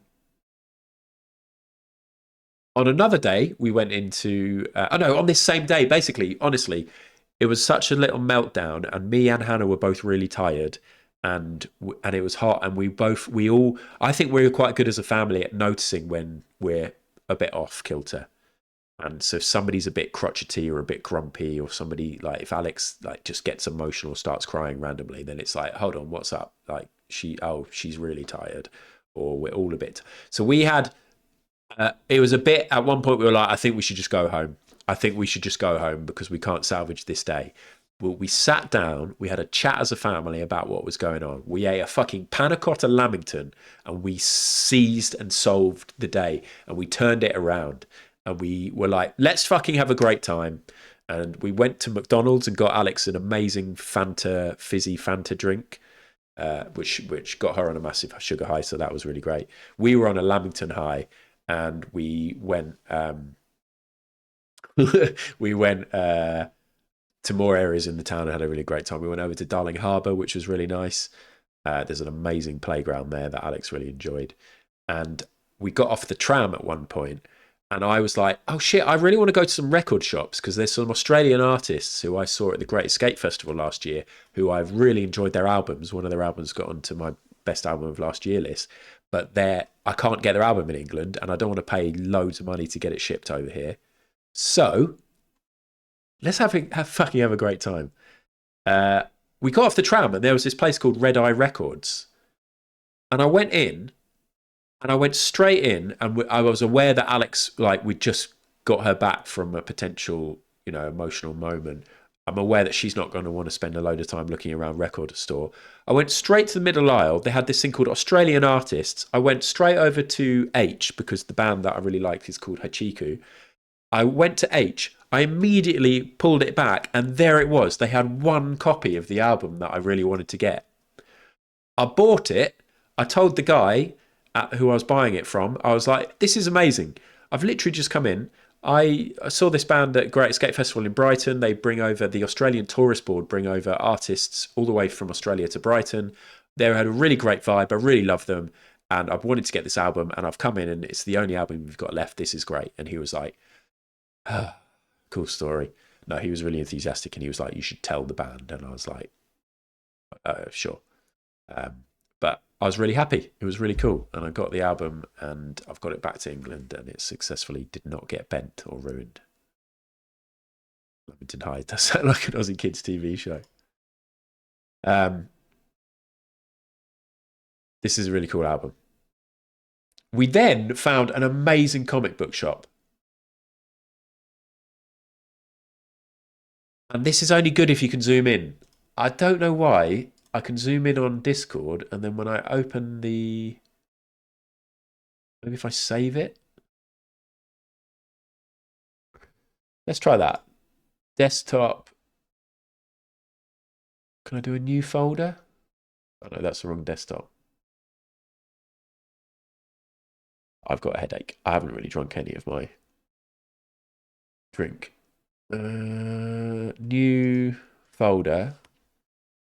Oz photos. Save. And then if I open that folder, Oz photos, and then if I drag this picture here, is it bigger? Yes. This was just a really cool shop. They had loads of graded comics and cards and signed editions of loads of cool comics, like signed Watchmen, a signed Early Walking Dead. I don't really know much about a lot of these other comics, but they just seem to have a really great collection and loads of comics that were worth an absolute fortune, or they're selling them for an absolute fortune anyway. Am I going to save all these images individually now? Because this is going to be fine. This is going to be fine.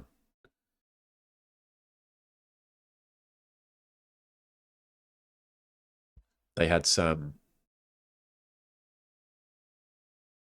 Star Wars stickers for $10. That's basically a $5.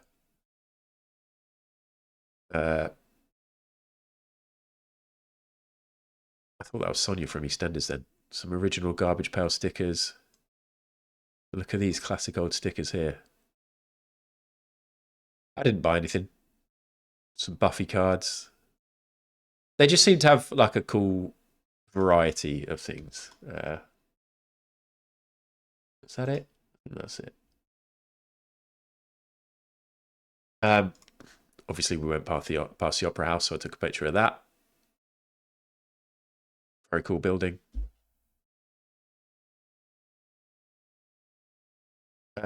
Had to take a picture of the Golden Gay Time ice creams. Didn't actually eat one, but look, they've got a Lamington flavour. Is that what that says? They've got a Lamington Golden Gay Time. If I do want to do that at some point. I've got a headache. I need to have a drink.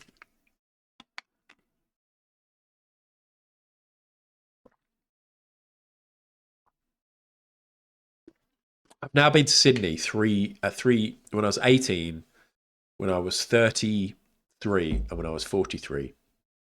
And I've never been inside the Opera House. I've always just gone past it. So I've saw no operas, I'm afraid.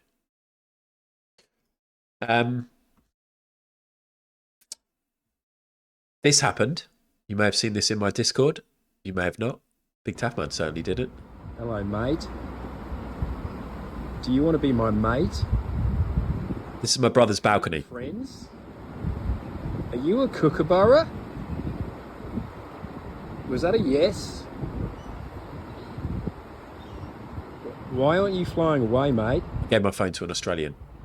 Are you going to attack me?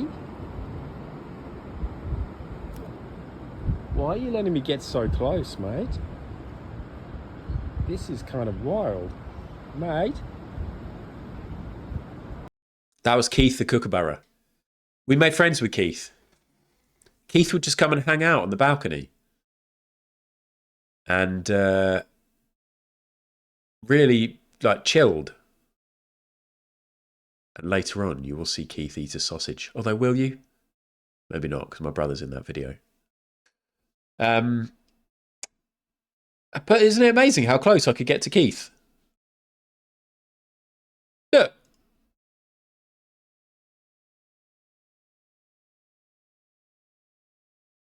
Oh, yeah, the song. I had actually completely forgotten about that song. I also saw these Australian magpies. Sent a picture to Llama. I was like, "Are these birds any good?" And Llama was like, yeah, they're Australian magpies, and they make an incredible noise. Australian magpie. Sound.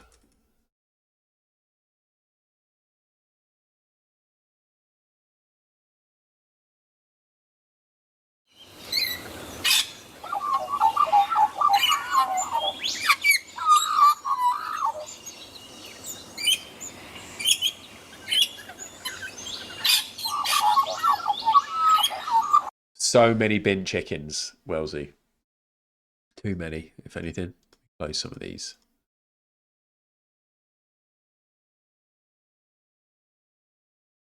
Little reminder of some stuff we've done as I close these images. Would have been better to close these at the end, wouldn't it? And then it'd be like a little rewind. I just need space. I need tabs. And let's have a reminder of how successful I was there.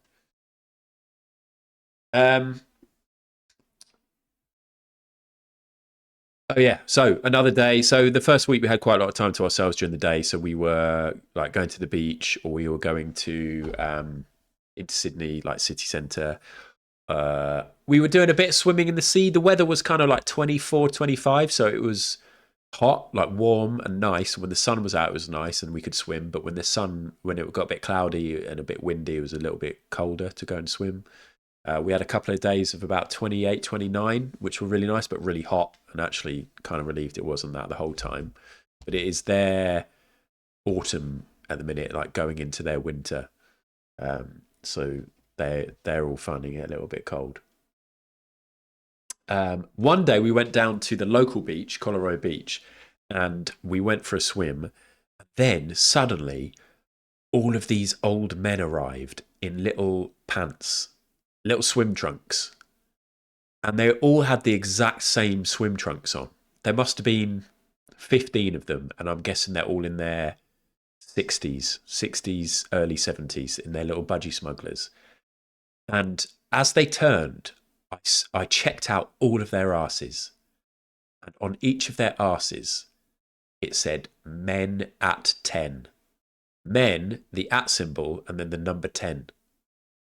And then I checked my watch, and it was 10 a.m. And it turns out that they're just a bunch of men who meet up at 10. They go into the sea. They all go into the sea literally for like 2 minutes. It's like they just go in, have a little dip, come out, get dry, and then they go to the cafe across the road. Because we went to the cafe, and all of the men at 10 came in. And then they're hanging out. Twice a day or just mornings? That's a good question. But I really like that. I told my brother, I was like, when you get older, you've got to join the men at 10. You get your own little swimming trunks that say men at 10 on them. I don't have a picture because I thought that would be weird. But I loved it.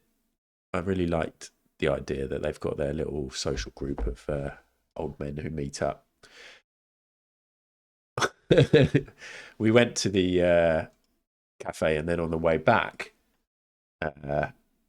we went to this place because this was recommended. Ignore this. I actually slipped on this, for the record. This thing here that says caution, for some reason this wood was really wet. So I don't know if they made this wet because it hadn't been raining. I don't know what's happened. Everywhere was really wet. And I was taking this picture, and then I stood on this and I slipped.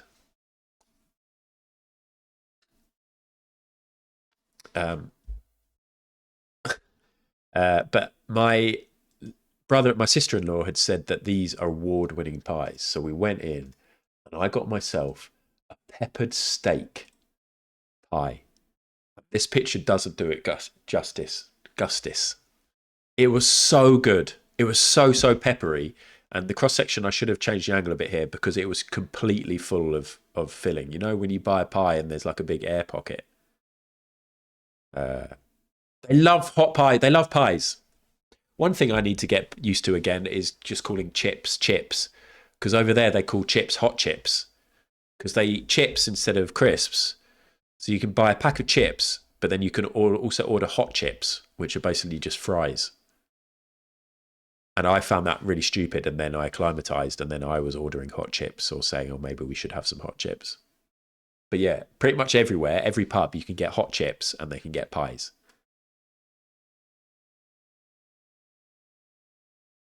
They do love pies.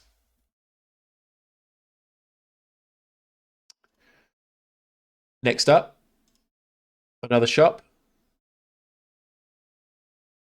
And a massive selection of Maxibons. I put this in Discord and asked people to choose which Maxibon they would like to eat, but a lot of you won't have seen it, so that's fine.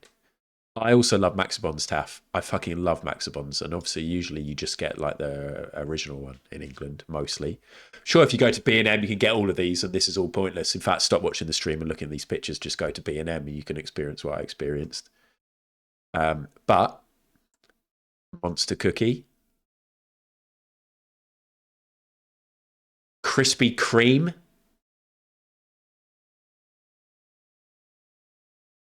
Caramel Rough Nut. That's mint. Stranger Things Maxibon, which I have later in the holiday. I mean, this in a way, seeing a Krispy Kreme Maxibon and a Stranger Things Maxibon is just IP and capitalism, and it's all just the same milky shit. But sometimes you just got to lean into it and enjoy it. Chocolate chip cookie. Ignore Bubble Bill. That's not what I'm here to show you. A vanilla slice and a honeycomb. You think you try the mint and the Stranger Things one? Okay. Yeah, I really love the icing on a Krispy Kreme, like original glaze donut. I really love that kind of icing. So if it tastes a bit like that, or even has some of it in it, I reckon I'd be into that too. Capitalism, holy. It's just the stuff that comes into my mind sometimes when I see, especially because have you noticed, like, there are kids' toys now which are like brands that we can get a surprise toy, and it's like a little teddy bear holding a product from a brand, and Alex likes the look of them and she's had some of them before, and I'm always like, this is horrible. This is capitalism in action, because this is literally trying to get her locked into a brand. She's 10 years old and it's trying to lock her into like Persil. I don't know. I don't think there's a Persil one. What are they called? Hello, BP. Sending loads of love to BP. I hope you're doing okay. Llama is in the chat, I believe, but Mini Brands currently very annoyed at the fact that I've eaten loads of chocolate. Chocolate? Not chicken on holiday. Mini Brands toys. These. And I'm going to look on Amazon.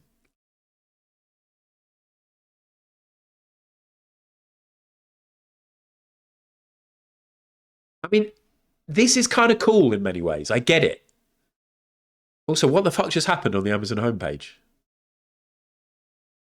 If I was a kid and I've grown up with seeing all these products in my cupboards and my fridge, I kind of understand. If you're doing little role play games, it's quite fun. Thank you. I don't think I'm logged in. Yeah, I'm not logged in. Thank you, Taff. New releases, some books. But look, it's like tiny little mini. Why do you want a little mini? Oh, is this? Am I logged into Australia one? Oh, look, it says I'm. Oh God, it's here. It says Hove BN3, which is not where I live. I do not live in BN3. I've never lived in BN3. Yeah, I do get the appeal, but something about it feels a bit gross.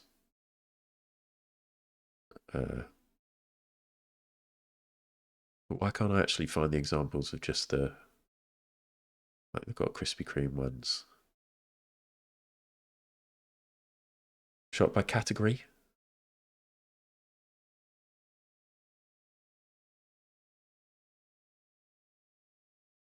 Anyway, fuck it. There's a pie I had. Alfie, as a dog, obviously loves food, loves asking for food, is a well-trained dog, doesn't beg at the table and stuff like that, but is an absolute sucker at doing the dog, like, little tilted head when you look at him, as if to say, go on, you're going to feed me something, go on, I'm lovely, I deserve it. What they do let him have regularly is like offcuts of vegetables. Apparently he loves the end of a cucumber, and he also loves a red pepper. This is him when he got a red pepper. He took it and he just took it away, and it like he had a new bone. He just held it for ages and then he went and hid it.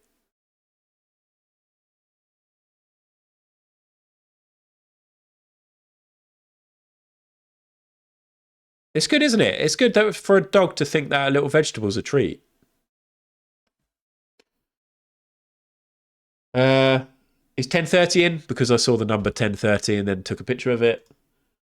Because that's what happens now. We then went on another day to the Museum of Illusions. And I've been to one of these in London. And if I am completely honest, we were going to go somewhere else in Sydney. But then Alex found out that they had one of these and she really wanted to go. And we were going to go to another type of museum. I can't remember what it was. Yeah, they're really cool. I'd recommend them to go to them. They're really cool, really fun. It's like lots of optical illusions and cool things to take photos of. But once you've been to one, you don't really need to go to another one. So it was fun, but there was quite a lot of stuff that I'd actually seen. The accent's good, BP. I'm not going to do it right now on demand, although maybe I would for you, but not right now. But one thing that they did have is, do you remember as a kid or whenever in your life when those things where you have like a rectangle of pins, loads of pins, not sharp, and then you can like put your hand into it and then it shows the indentation on the other side of the metal pins, like very 90s toy or like desk item, executive toy. They had full size ones that you could put your body into.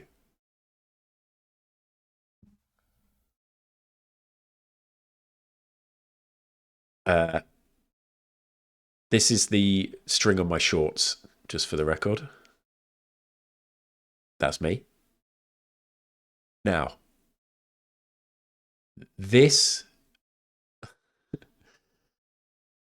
that is the string from my shorts. It is. Oh, sorry, I thought you were oopsing, but you're oopsing, you're right. Obviously, if it was anything else, it would be lower down. And I wouldn't show it.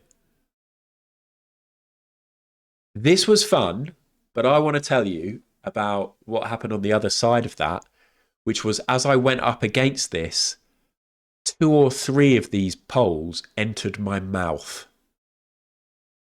and touched my tongue. And I felt awful. I hated it. I was like, oh, I was licking my jumper. Oh no, I had a t-shirt on. I was like pulling my t-shirt and like wiping my tongue. I was like, the horrible germs. Because beforehand, there were loads of kids using this, loads of people pressing up their bodies against it, their face. It was horrendous. Did I get pins and needles? Nice. I think I was just smiling, Taff. I think I was just happy. And so I'm not joking. It's not necessarily because of this, but 2 days after this, I got ill. I got like a cold. It wasn't enough. I got a bit of a cough and a cold. I was on holiday. I was very relaxed. It wasn't enough to ruin the holiday. I didn't have to stay in bed. But I did wonder if it might have been from this. And I'm not like germ phobic, but stuff that... I don't know. I think I'm more aware of germs after COVID and stuff like that, and stuff that a lot of people have touched, and especially that's touched their mouths and faces. Anyway,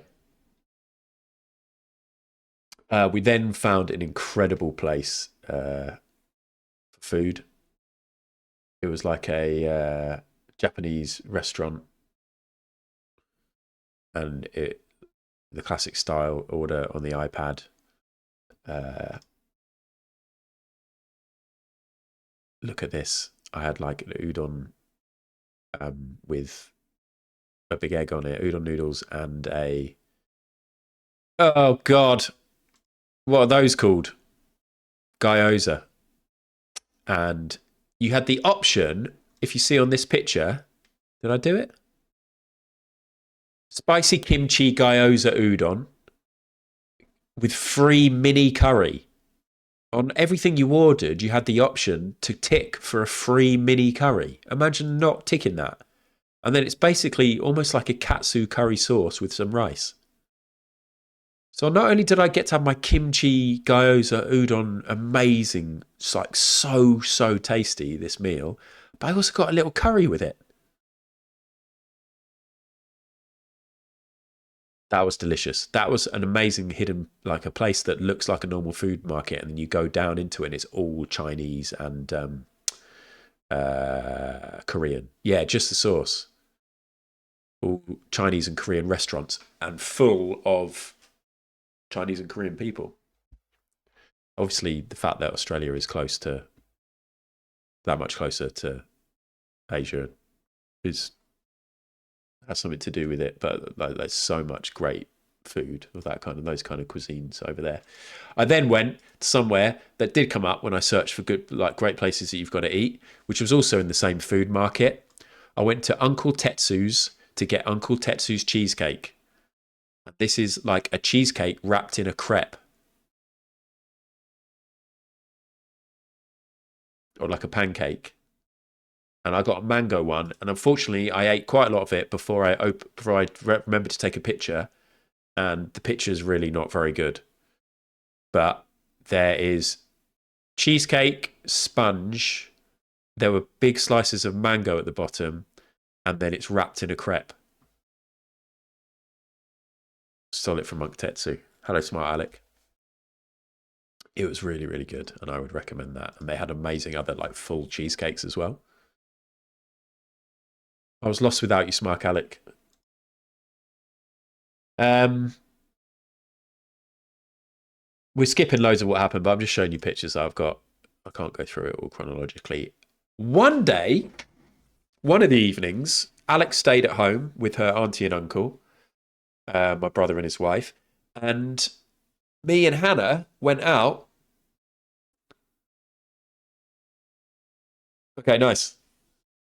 Me and Hannah went out with my niece and nephew, and we had spent a whole day in the city, just got home, and then my niece was like, oh yeah, we're going to go meet Callum, my nephew, in the city. And we were like, oh God, really? Literally just got back on the ferry and the bus, and now we're going to go back out. But it was fine. And she said, actually, no, we're going to get a ferry, a bus, and then a train to go and meet Callum where he lives in his area of Sydney. And part of us were a bit reluctant. But yes, good luck, Smart Alec. In the end, it was a really great night. Partly because we got to get the trains, and they've got double-decker trains. Have I ever got the train in Australia? Maybe I did when we were 18, Funkle.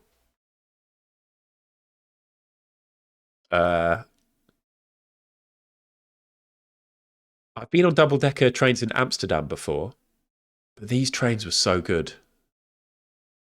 Why don't we have double-decker trains here? We did. Okay. Not only are they double-decker,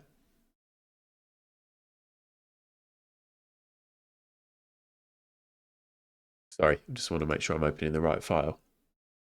But they also do this. Are you going to post it? You're going to post it for me? He's going to send it to his friends. Well, do your Aussie accent now. Did you do your Aussie... Oh, mate! Did you do your Aussie accent video? I didn't realise my niece was telling me to do the Aussie accent in and then doing an impression of it. Do your Aussie accent. Oh, mate.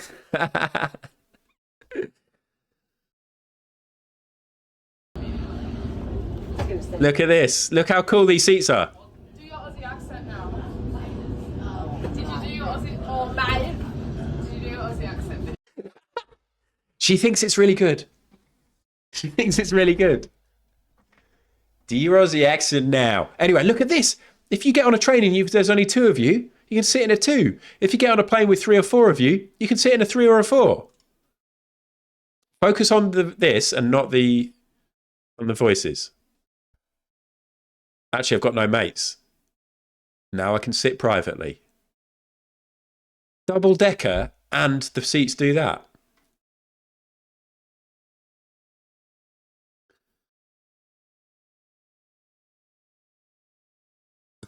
Oh, mate. Anyway, amazing trains. Anyone fancy a crunky? I think that's some sort of Maxibon. I just enjoyed that it was called crunky. Anyone fancy a gay time slab?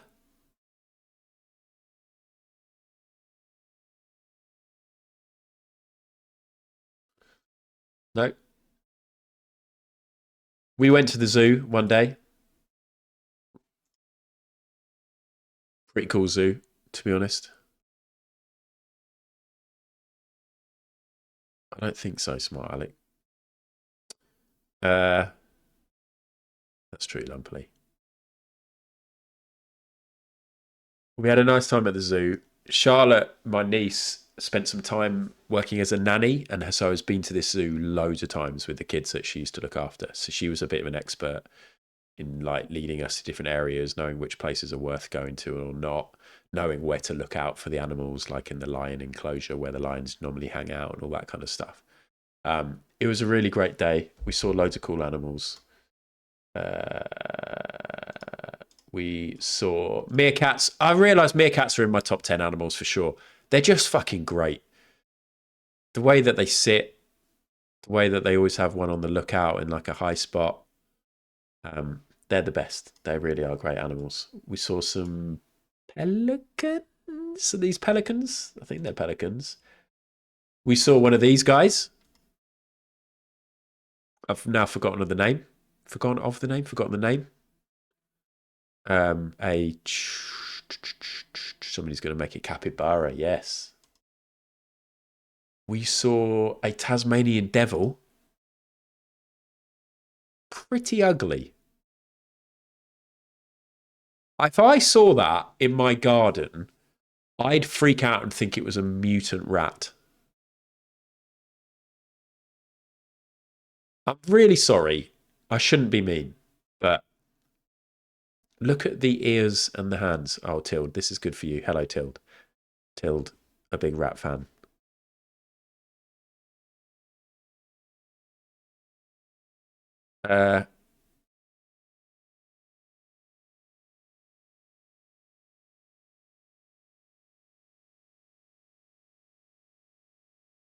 Smilik, that was nearly too long for me to read, but I also fucking loved MasterChef Australia. I'm a big fan.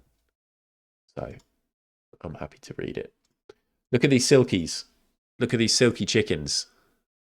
Oh, for fuck's sake. Right, I'm going to download the proper version so we can zoom in and look at these incredible hairstyles. Oh my God, I feel so tired, everybody. I don't really want to go and do Alex's football training and then a match at 7 o'clock. I just want to go to bed. Look at these dudes.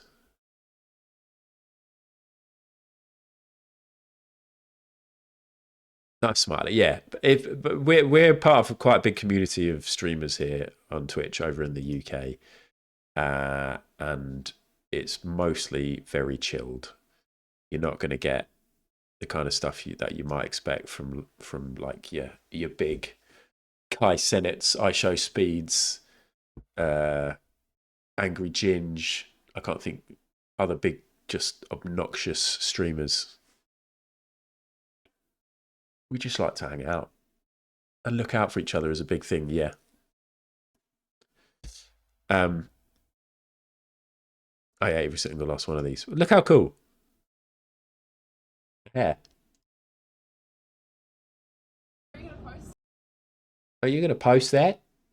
Are you going to do your Australian accent? Oh, you know those animals that smile? This is one. Forgotten what they're called now.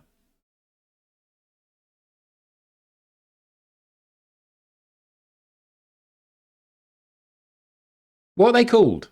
No, the smiling animals. Smiling Australian animals. Quokkas. Didn't smile once. I was like, give us a smile, love. Give us a smile, Quokka. Look how fucking happy they are. And do you know what? I've got a theory, and it's based on nothing, and it could be disproved instantly if I just read into it or watched a video.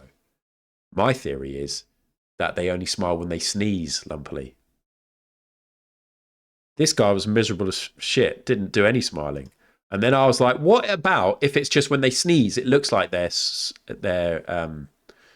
smiling, and it's like a freeze frame.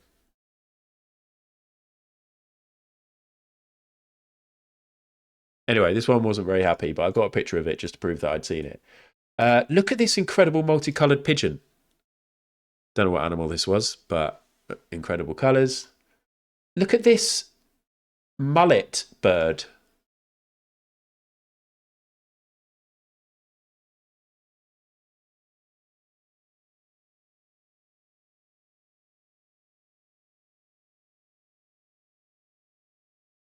Look at this arse.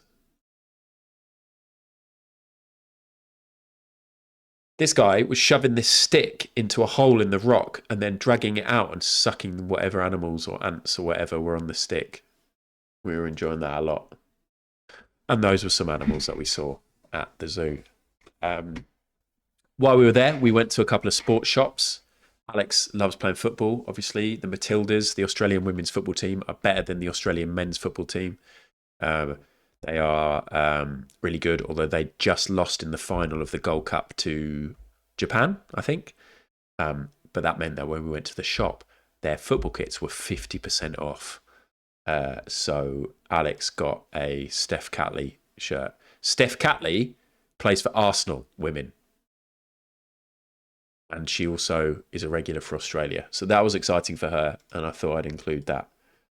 This is a dead snake. Probably not great to show you a dead snake, to be honest with you. So let's move on from that quick. Easter happened. I forgot that snake was dead. But then I remembered that it was dead as I saw that pic. As in, when I saw it, don't worry about it. Look at this. Cherry ripe Easter eggs. Easter was really nice because my brother and his wife had the weekend off. And my brother's wife, my sister-in-law, arranged for us to do egg painting. Have you ever done this? Have you ever blown an egg? Do you remember as a kid? Get an egg, little pinprick in the top, bigger pinprick in the bottom, and then you blow it and the egg comes out. Kind of gross. Also made me nearly pass out. Blowing eggs is hard.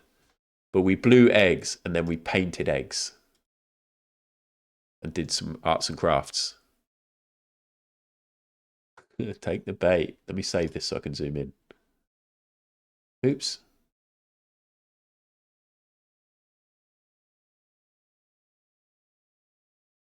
I've just realised there's a reflection here. Can you see? You can see my niece on the right-hand side there in the reflection. Can you see anybody else? Don't think so. Not that any of you are going to be enhancing images or caring who you can see. Here's a load of pictures. We all got the paints out of pictures, the eggs, and we did some different things on some eggs. That's my brother back there. This was my sister-in-law's egg. This was just a basic one that my niece did. This was Alex's egg here, big happy smiley emoji face. Oh, that's also one that Alex did. This is one that my nephew did. He did Jesus on the cross. He did an embryo. And he did a chicken or something like that. He did a chicken embryo, Jesus, and something else. That was my favourite. I did my brother.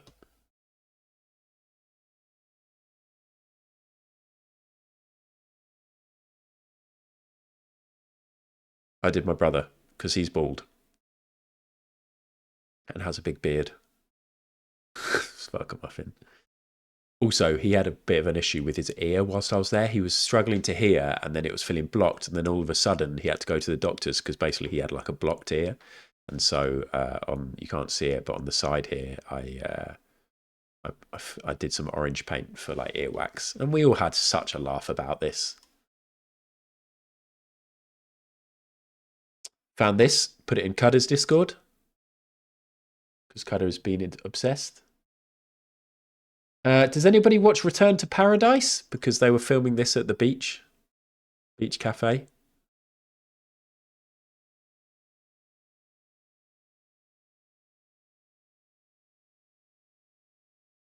Here's the Stranger Things Maxibon I had.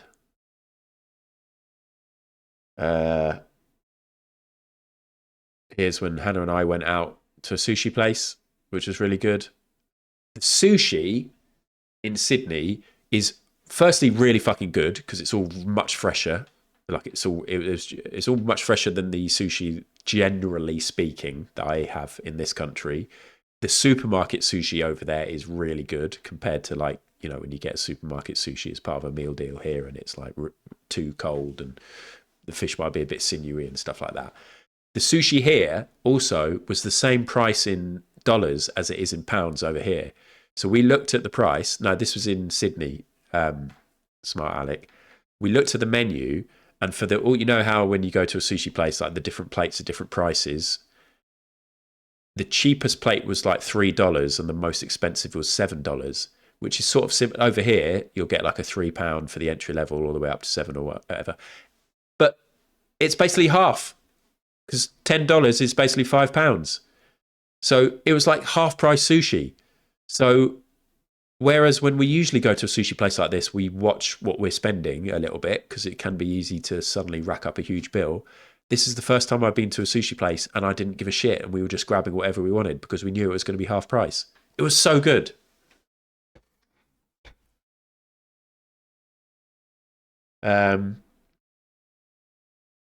This was a cinnamon swirl or cinnamon twist, which was so fucking good. So much so, it was so buttery and sweet and cinnamony and delicious that I had this, and then we went back to the mall on a separate day and I got another one just so I could relive the moment of eating it. And while I was in the mall, I saw something that I thought a load of you would appreciate, something I thought B. Dolan might get involved in and would like to go for a coffee with these people. Because at the local mall, they were doing a coffee with a cop morning.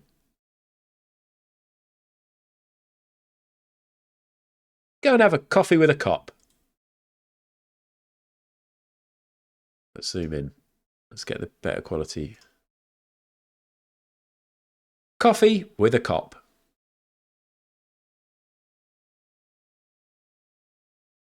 I'd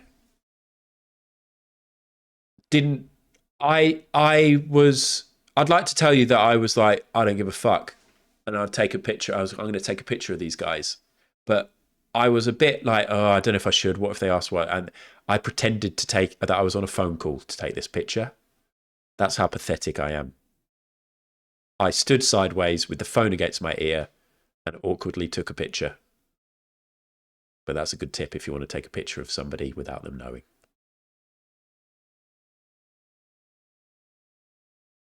Were there donuts? Hello, Stranded. I'd like to think there were. Northern Beaches Police Area Command. What do we think of their outfits? Coffee with a Cop, Friday, 10:30 till 12. With the Northern Beaches Police Area Command. You phoned 000 in Australia. Smart Alex, since you're a dad, can you help me, Ad? Ask me. Go for it.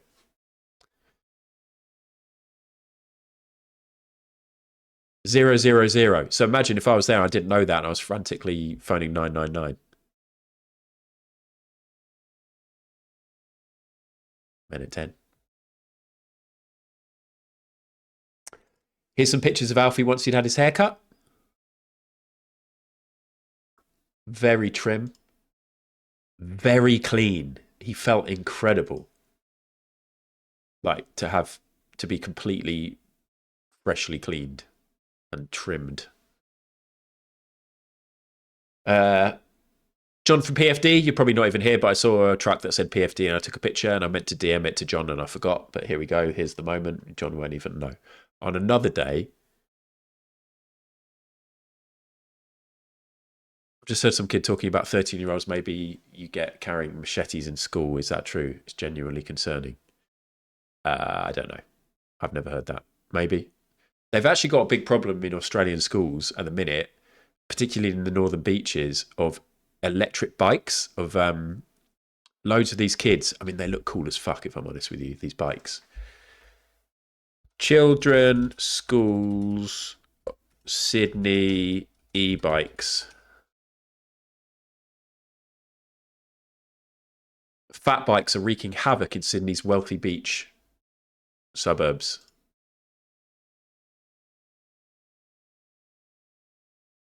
There are fucking loads of people on these bikes. loads of kids. There's northern beaches, like in some of the areas, they're quite wealthy. My brother doesn't live in a particularly wealthy area, but he's adjacent to it. And there are a lot of people who buy these kids these bikes.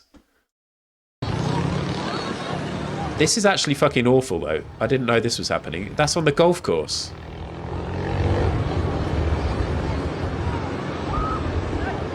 Look at these absolute shits. Oh my god, that's crazy. See you guys. Uh-oh, it's a ride out now. Best rider in Australia! This is the best rider in Australia right here, chat. W Sydney. Okay. I really hope he falls off. All right, let's go. Oh no, we gotta wait. Well, this is not what I was expecting to happen. Turn right. We're turning right. Oh, this is such a mess. No, that's fair enough, but This is it is disrespectful. Hey guys, everyone go home. Everyone go home. I mean, I didn't see anything like this, but you did see, like, we got a bus really early in the morning at one point when we were still waking up really early after the first flights, and we got on a bus at 8 o'clock in the morning, and loads of kids were going to school, and so many of them are on these bikes going on the pavement, cutting up traffic, and a lot of them don't wear helmets. This is such an old man thing to be saying. But they've got a bit of an issue with it over there. But they're pretty cool looking bikes. So I can see why kids would want one.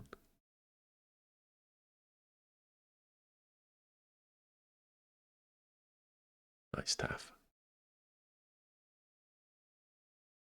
Anyway, separate day, we went to the Sydney fish market, which was really cool. They've built a brand new Sydney fish market. Sydney Sweeney? That's not what I'm Googling. Sydney fish market. Next to the old one. Old. So the old one was like this, and it got so busy, so many tourists and people would go and visit, and it was so crammed and a nightmare that they built a massive new one, which looks like this. And we went there. And it's just full of fish. I couldn't believe it. They also have these trading rooms where if you go early enough in the morning, you've got people trading and like these screens showing the price of like tuna and stuff like that. If you go really early. Oh no. You can also see obviously all the fish coming in fresh. Like they've got these rooms underneath the main market where you can see, you know, everybody bringing in the fish, washing the fish, gutting the fish and stuff like that. We didn't see that. But it was a really cool building. And I bought the most fancy sushi I've ever bought in my life in there. It was incredibly fresh. I decided to get some stuff that I wouldn't normally have. If you don't like seeing raw fish, and there is also a bit of raw meat in this, then you might not want to look at this picture.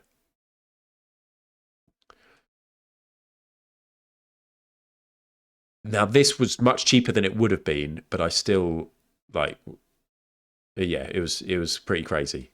But it was amazing. It was absolutely the best sushi I've ever had. Oh yeah, here's like the rooms of where if you get there early enough, you can see all the fish coming in. We then went, and now this is definitely a content warning for any vegetarians, vegans, people who don't like meat. There's literally, I've got two pictures here. One of them is the entrance. It's the Australian Meat Emporium. This is very Australian, this place, but it was a kind of cool experience. But you go in and the whole place is refrigerated. So when you first go in, they have these coats for you, and it recommends you wear these coats because it's so cold.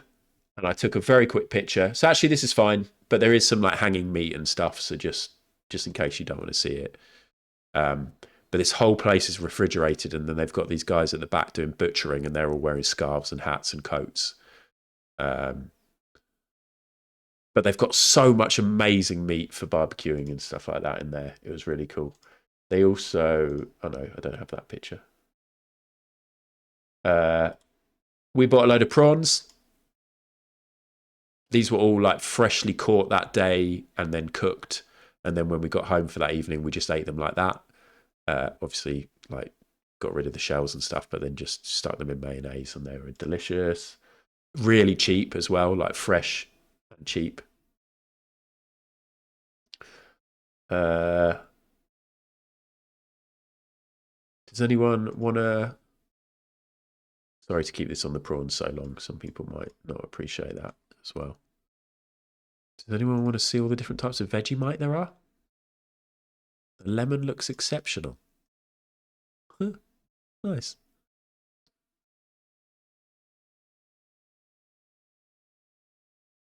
Oh, Taff, eating prawns at the airport. Just chucking the shells on the floor. I text my Australian friend. So Tom, my friend Tom's wife is Australian, and she, I text her and I was like, is there anything you want me to bring back? And she said, some cherry ripes. I didn't reply saying you can get them in B&M. I genuinely bought her some cherry ripes from Australia. For all we know, the recipe might be different, or the ones that they sell in B&M might be knockoff. But I got her the double dipped ones, which you can't get in B&M, and I also got the twin pack ones. I got stuff you can't get in B&M, but I'm not bitter about this B&M comment. But she also asked for some Promite. So there's Vegemite, and then she asked for me to bring her a jar of Promite. And now I don't know what this is. Difference between Promite and Vegemite. I've written Vegemite. Promite's a yeast extract spread similar to veg. It's just similar. It's a brown salty paste. Promite is a Vegemite 2.0, sweeter and easily spreadable. Vegemite is the hero, Promite is the sidekick.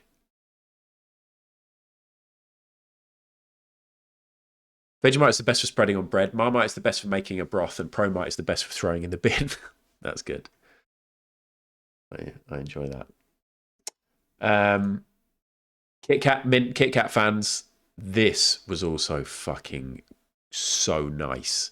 Not only was it lovely to have a dark chocolate Kit Kat and for it to be minty, but also it had like this cool marbled pattern, like a zebra. Really nice.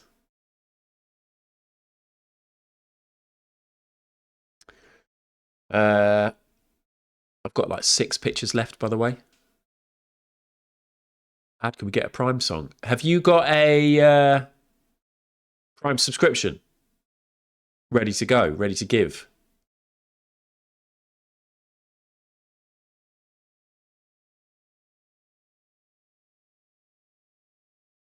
No, I'm just wondering because this might convince you.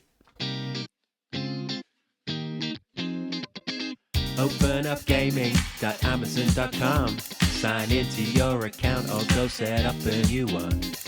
Choose a payment method, complete the transaction. You're on your way to giving me that Prime Sub satisfaction. I think I actually hate this now.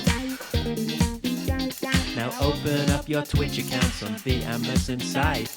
Enter in your details, be sure to get them right. I'll be succinct, your account's now linked, so we're nearly done.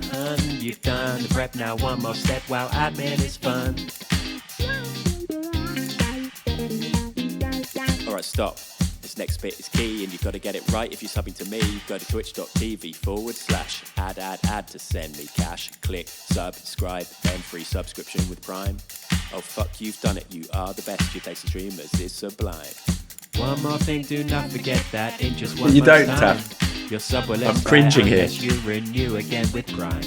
Your resub would be awesome. Thank you, Johnny. If you do it, I'll be glad. Make your own decisions though, cause I'm not your dad. I'm not your dad. I like the end.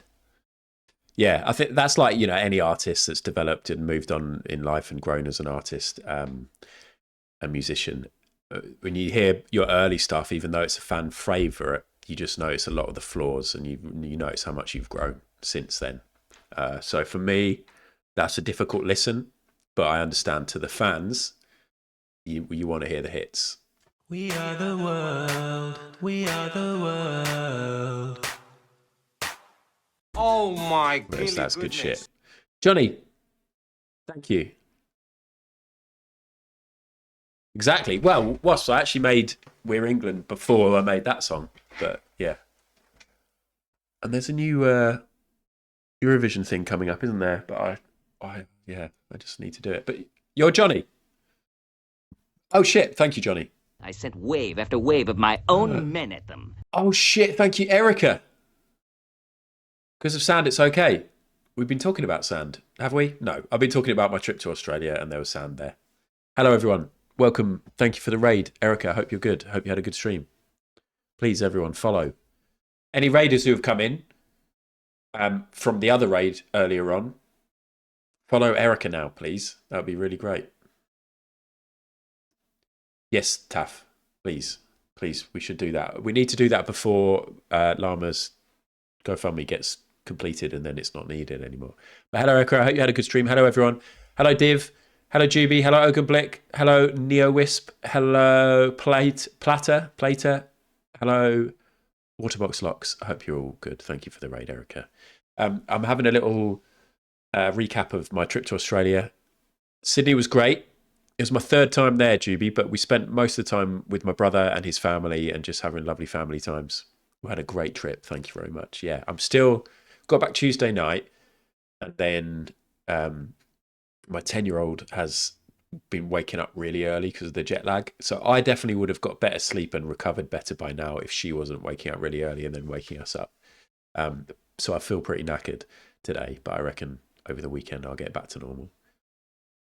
But yeah, we are. I mean, right now I was just looking at this picture of this dark mint Kit Kat that I ate over there. And I'm on the last couple of pictures, to be honest with you, and they're mostly food related. Okay, Sparkle Muffin. I don't know what's happened. All of my alerts have gone weird. So I probably need to update OBS or something because I haven't done that for ages. In fact, I think I do need to do that. So at some point I'll update all my stuff and then hopefully that'll be fixed. But thanks for letting me know. So one of the things that was really cool, obviously I spent a lot of time with my brother, but he's 51, my brother, a fair bit older than me, but he is still pretty fit and healthy, I say, as if 51's mega old. It's not mega old, but he plays football. He plays football for an 11-a-side team. It's an over 35s team, and he still plays at centre-back at 51. And I went to football training. He was like, just before I left, like the day before we left to fly, he was like, bring your football boots, you can come to training. So I was like, oh shit, because I've never actually played for a proper club. I only do friendly football. And yeah, exactly, Hereford. But yeah, I was kind of up for going, but I was a little bit apprehensive because I don't really do proper training. But I went and it was really, really fun. Everybody there was really friendly. It was mostly like English, Scottish, Irish people, if I'm honest with you. A load of Australians as well. And it was good to do proper training drills. And then we had a match. It was fucking hot. I was really sweaty, but I had a great time. And after the match, they had a social at a like a tap room. This local brewery called Four Pines Brewery. Which is doing really nice beer, and this tap room was really nice. Is it called a truck bar?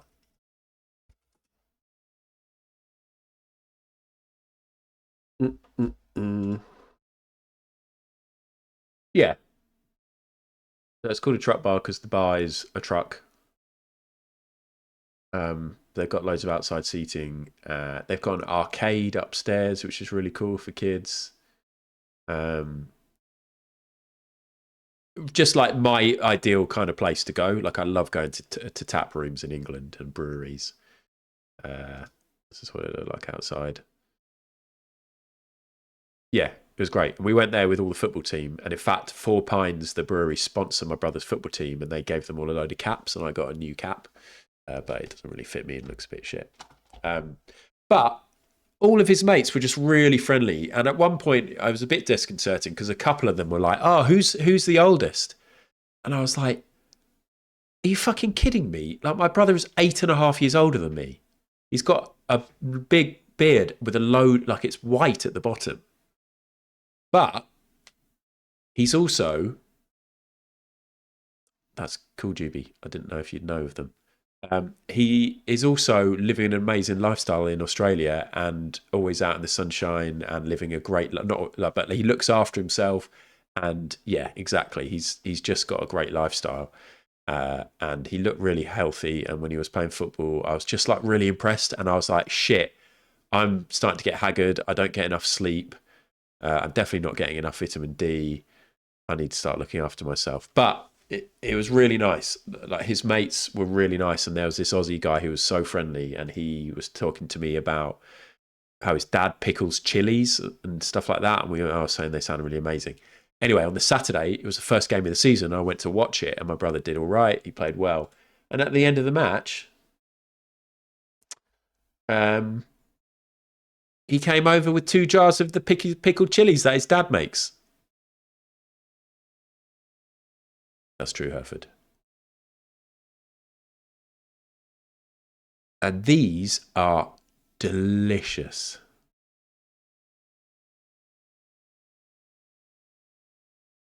My brother kept one because I was like, I'll taste them, and then if they're nice, I'll bring one of the jars back. And I literally had them in my lunch today, like sliced up and put into a sandwich or a wrap. Oh god, they're so good.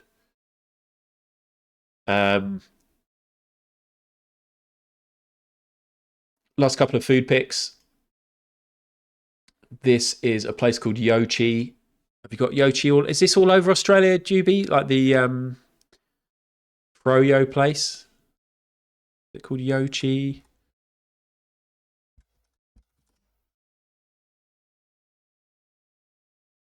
Anyway, my niece was talking about how this is the best Froyo. And I was like, well, how good can Froyo be? But we got there, and there was such a big queue. And basically, you go to the end and pick your Froyo and do it self-serve. And then you walk along the wall, and it's got as many toppings as you can think of. And then you pay by weight. So obviously, if you absolutely cover your Froyo in loads of toppings, it's going to cost you a fortune. But it was so nice. Yeah, and they had the different flavors. How do you scroll? Signature tart, which is just like plain. Hello, Roy. I picked up a pot of pickled peppers, exactly. I got some of the chocolate and coconut because Alex had loved the coconut. Oh no, and I got mango, I think. So this one's mine here at the bottom, which looks a bit intense. But I got peanut sauce. I got mango and lemon curd sauce. This is like peanuts, and then I got a load of other nuts. I know. I just basically got nuts and sauces on mine. Can you tell which one is the 10-year-olds? Can you tell which one the 10-year-old made themselves? The one with the fizzy laces and bits of waffle and Oreos. This is Hannah's. And then that was my nephew's. But it was really fucking good. Really nice. I do recommend it. Also, Butterboy cookies. Juby. What would you have made that? Yeah, and you too, Lumpily. Is Butterboy a big thing all over Australia? I think this is a bit like Millie's cookies over here. Like, it's not really that special. New nickname. But these were great. And there was a big queue for this as well. Yes, Melbourne. Yes, Juby, that was all over Sydney as well, I saw. I got to the front and there was a big queue and big pressure. And the guy was like, what do you want? And I was like, it's my first time. I don't know. So I randomly grabbed 3 cookies.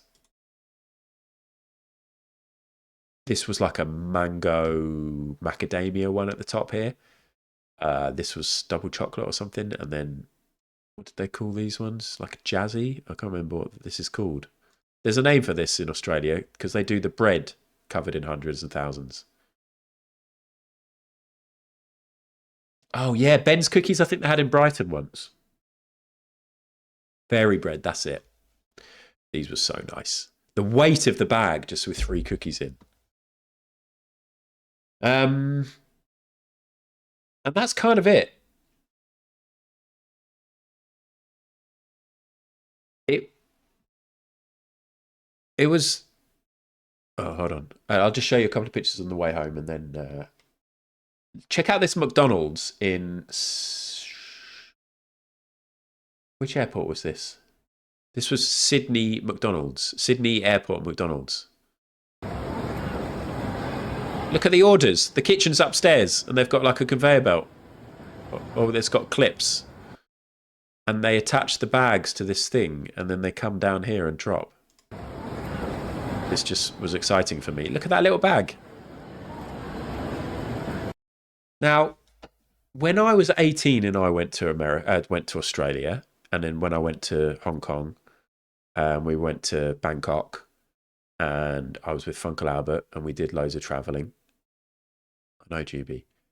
We were terrible people who didn't really make an effort to explore and experience much of the local culture and cuisine. And our priority would always be to go to whatever McDonald's we could find just to see what different items they have on the menu. Which I think a lot of you can appreciate is a fun thing to do. Nowadays, I try to go further afield to support, independent local businesses, try and find the food that is produced ethically, locally, not supporting the big corporations, trying to immerse myself in the culture, find out what the locals are eating. But when we were by the McDonald's, I saw that they had something called the Mega Breakfast Burger, and so I had to have it. I had to have it. Hello, Elsie. And now, like, as I get older, I find, like, on a long flight, really I should be eating like something healthy, some fruit, something that's going to make me feel good for the flight. But they had this had 2 sausage patties, bacon, a hash brown, an egg, and honey sriracha. Asian McDonald's have cups of corn. Okay, I need to try that. Anyway, so I had that. And that was basically the last thing I ate, apart from the stuff on the flight. On the flights, I watched 7 films or something like that. 6 films, 7 films. 6, 7. Yeah, it does look awful. It does. But I have to be honest. I thought, shall I even show it? They had a big honey sriracha thing at McDonald's at the moment on all of their breakfast stuffs. Here are the 7 films I watched. Sadly, they only had 1 film from my list of 80 films. One battle after another. There were no other films on the flights, and they even changed. We were in Australia for 3 weeks, so the films changed. Excuse me, blimey, on the plane. But they didn't have any films that I hadn't seen. They had Sinners on there, which I'd already seen. They had Weapons on there, which I'd already seen. One Battle After Another was really good. Train Dreams was really good. I think One Battle was so good. It was really long, obviously 2 hours 40, but perfect for a 14-hour flight.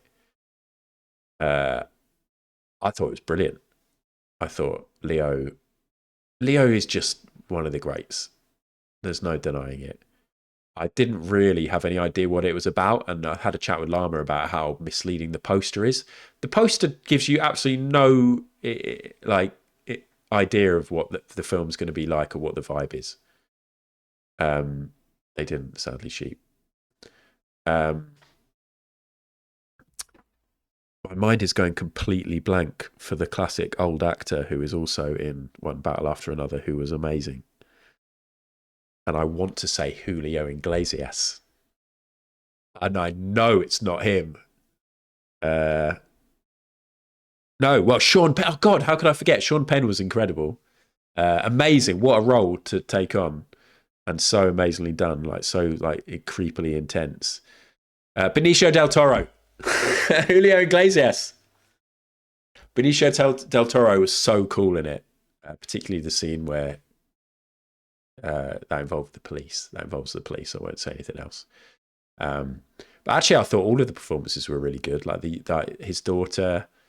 Yeah, I was captivated for 2 hours 40 minutes. Sat on a plane, absolutely knackered. I really enjoyed it.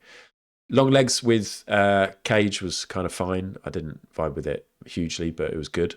Minecraft. Alex has seen Minecraft before and was desperate to watch it with me, so we in sync press play on our screens and watch Minecraft. It was enjoyable. I laughed a lot more than I thought I was going to. There were some genuinely good laughs in Minecraft. Relay was really good. I don't know if people have seen Relay or heard of Relay with Riz Ahmed.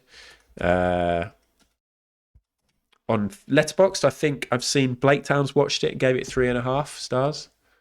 7 out of 10 on IMDb, 82 on Rotten Tomatoes. But this was great. It was really gripping.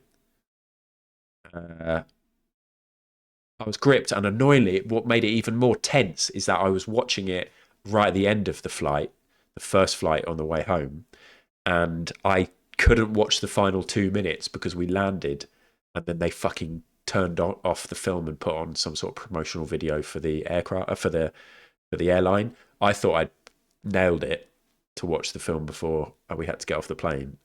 So then I had to wait until the next flight the next day to watch the final 2 minutes of the film.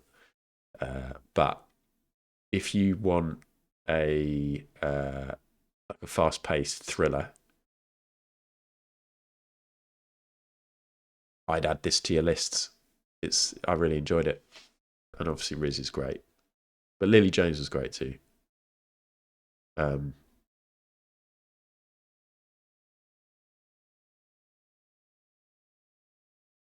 What else? Idaho Falling is the biggest piece of shit. It's the worst film I've watched in years. I looked through my list of films when I've given star ratings, and I haven't given a 1 star for about 5 years. Dog shit. I don't understand. There were so many films on the plane that I didn't know the names, and I was like, well, I'm not a film guy. I've stopped listening to film podcasts. I used to listen to the Komodo Mayo one for years and years and years, so I don't have any knowledge really at the minute of film like all of the films that are out.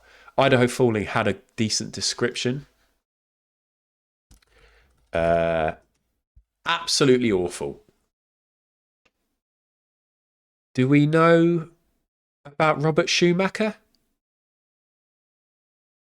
Because this guy wrote, starred, directed, and edited this film. And from the off, I could tell it was shit.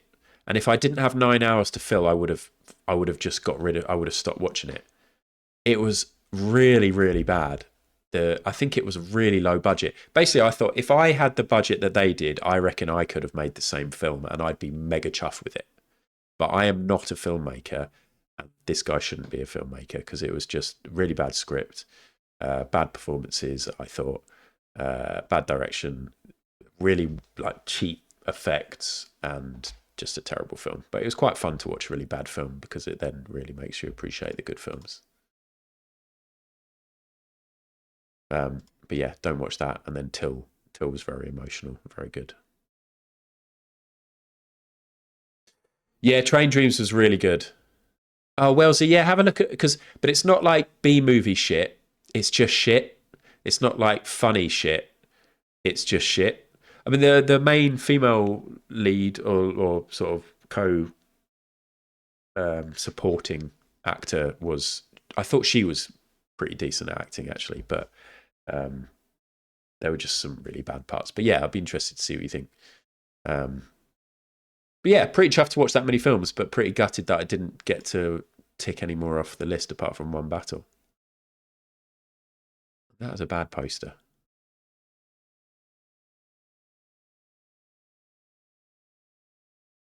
And yeah, as I said, like the main beef of the trip was just like spending loads of quality time with my brother and my niece and my nephew and my sister-in-law.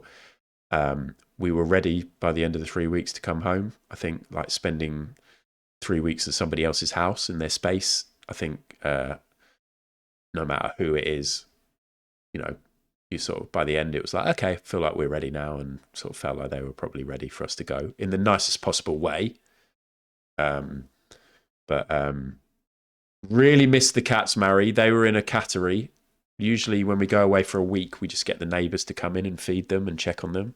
But for 3 weeks, we felt like we couldn't really do that. So we put them in a cattery, and was very relieved that they still remembered who we were and were happy to come home. And it was really nice to see them again.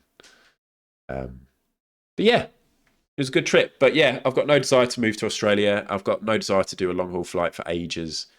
But, you know, I'm sure it won't be 10 years. But it's good to be back. And that is basically the recap. No doubt, as I get back into normal streaming, I'll remember other stuff and things that happened. But I feel completely wiped out now. Oh my gilly goodness. Thank you, Max. Twiglet did vomit on the bed yesterday, so we didn't miss that. Yeah.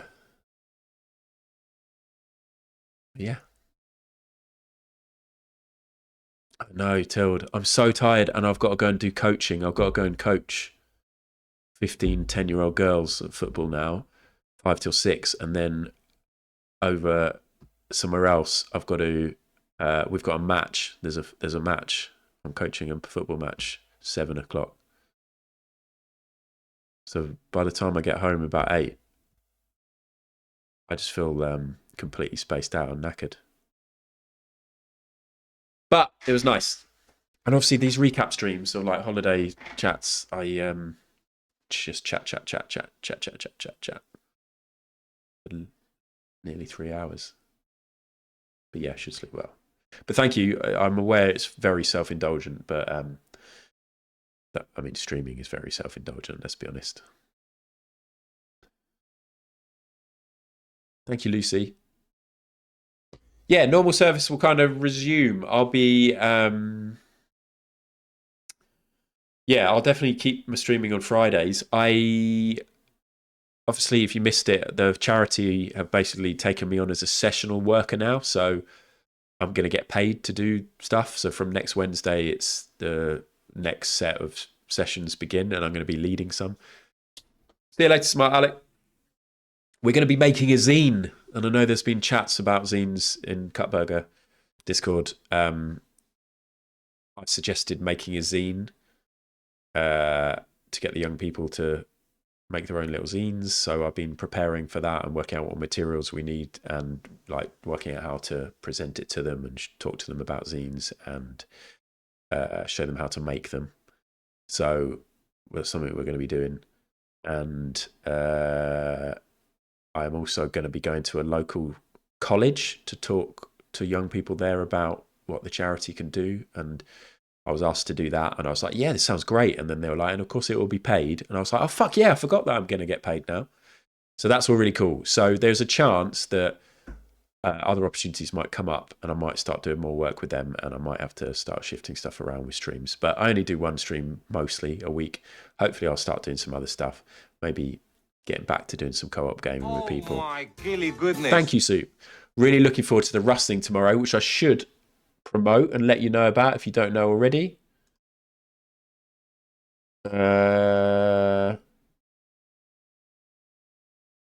Junkyard boat race is happening tomorrow. You can watch it at BKA stream at 1 o'clock in the afternoon. Other people might be streaming it, I don't know, but BKA will be like God in the server and will be flitting around different teams. We will be building boats, and then we will be racing them around an island. And it's all in aid of Cutburger. There's a load of cool people involved. Heather's fundraiser's got 25%. This is great. I am in a team with, I've got a graphic here with the teams.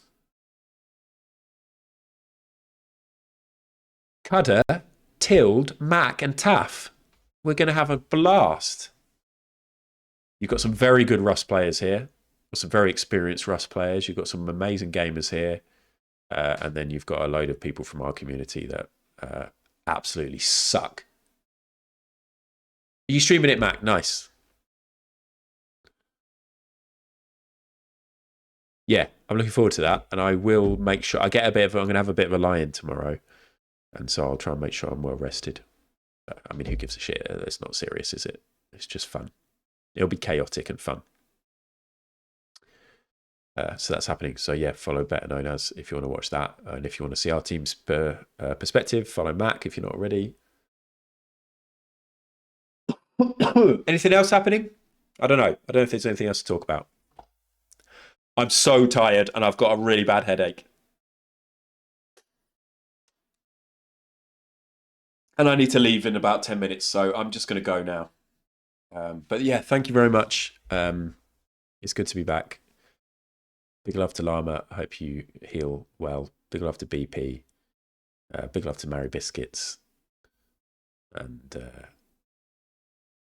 yeah, thanks. It's nice to be back. Next week, we'll probably just chill and watch Grand Designs because I've missed it. Yay! Thanks, everyone. Shall I raid someone? Let's see.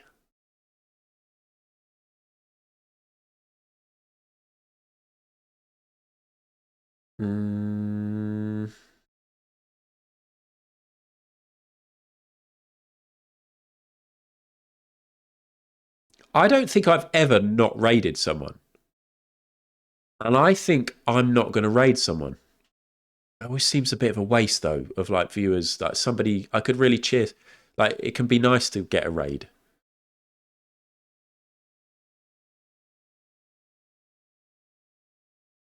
Thunder Roof is having their 3rd anniversary. Let's go over there. 3-year stream anniversary week. Thunder Roof is playing. Oh my god, yes, a classic. Yoshi's Island. Or Yoshi. It's Yoshi, isn't it? I always said Yoshi. Yeah, we're going to Yoshi. Very true, Mac. That raid earlier was. I was worried because we've had raids like that before where it has been a load of kids and then you can tell they've been a bit problematic. But they actually seemed all right, didn't they? In the end. And quite enthusiastic. But it was quite funny. For real, for real. It was funny. Yeah, they were fine. Yeah. Really nice. Thanks for the raid. And if any of you are still here, thank you. And thanks for all the follows. Most importantly, that has extended my follower lead against Cudder, which will be winding him up. And he's thinking about plugging his keyboard back in now just to say, go fuck yourself. But I wouldn't bother Cudder because I'm going to do the raid. I was a bit shook. Thanks, everybody. Thanks for the support. Thanks for coming back. Thanks for all the subs. And I'll see you all next Friday, if not before, but definitely tomorrow, building a boat in Rust. Bye.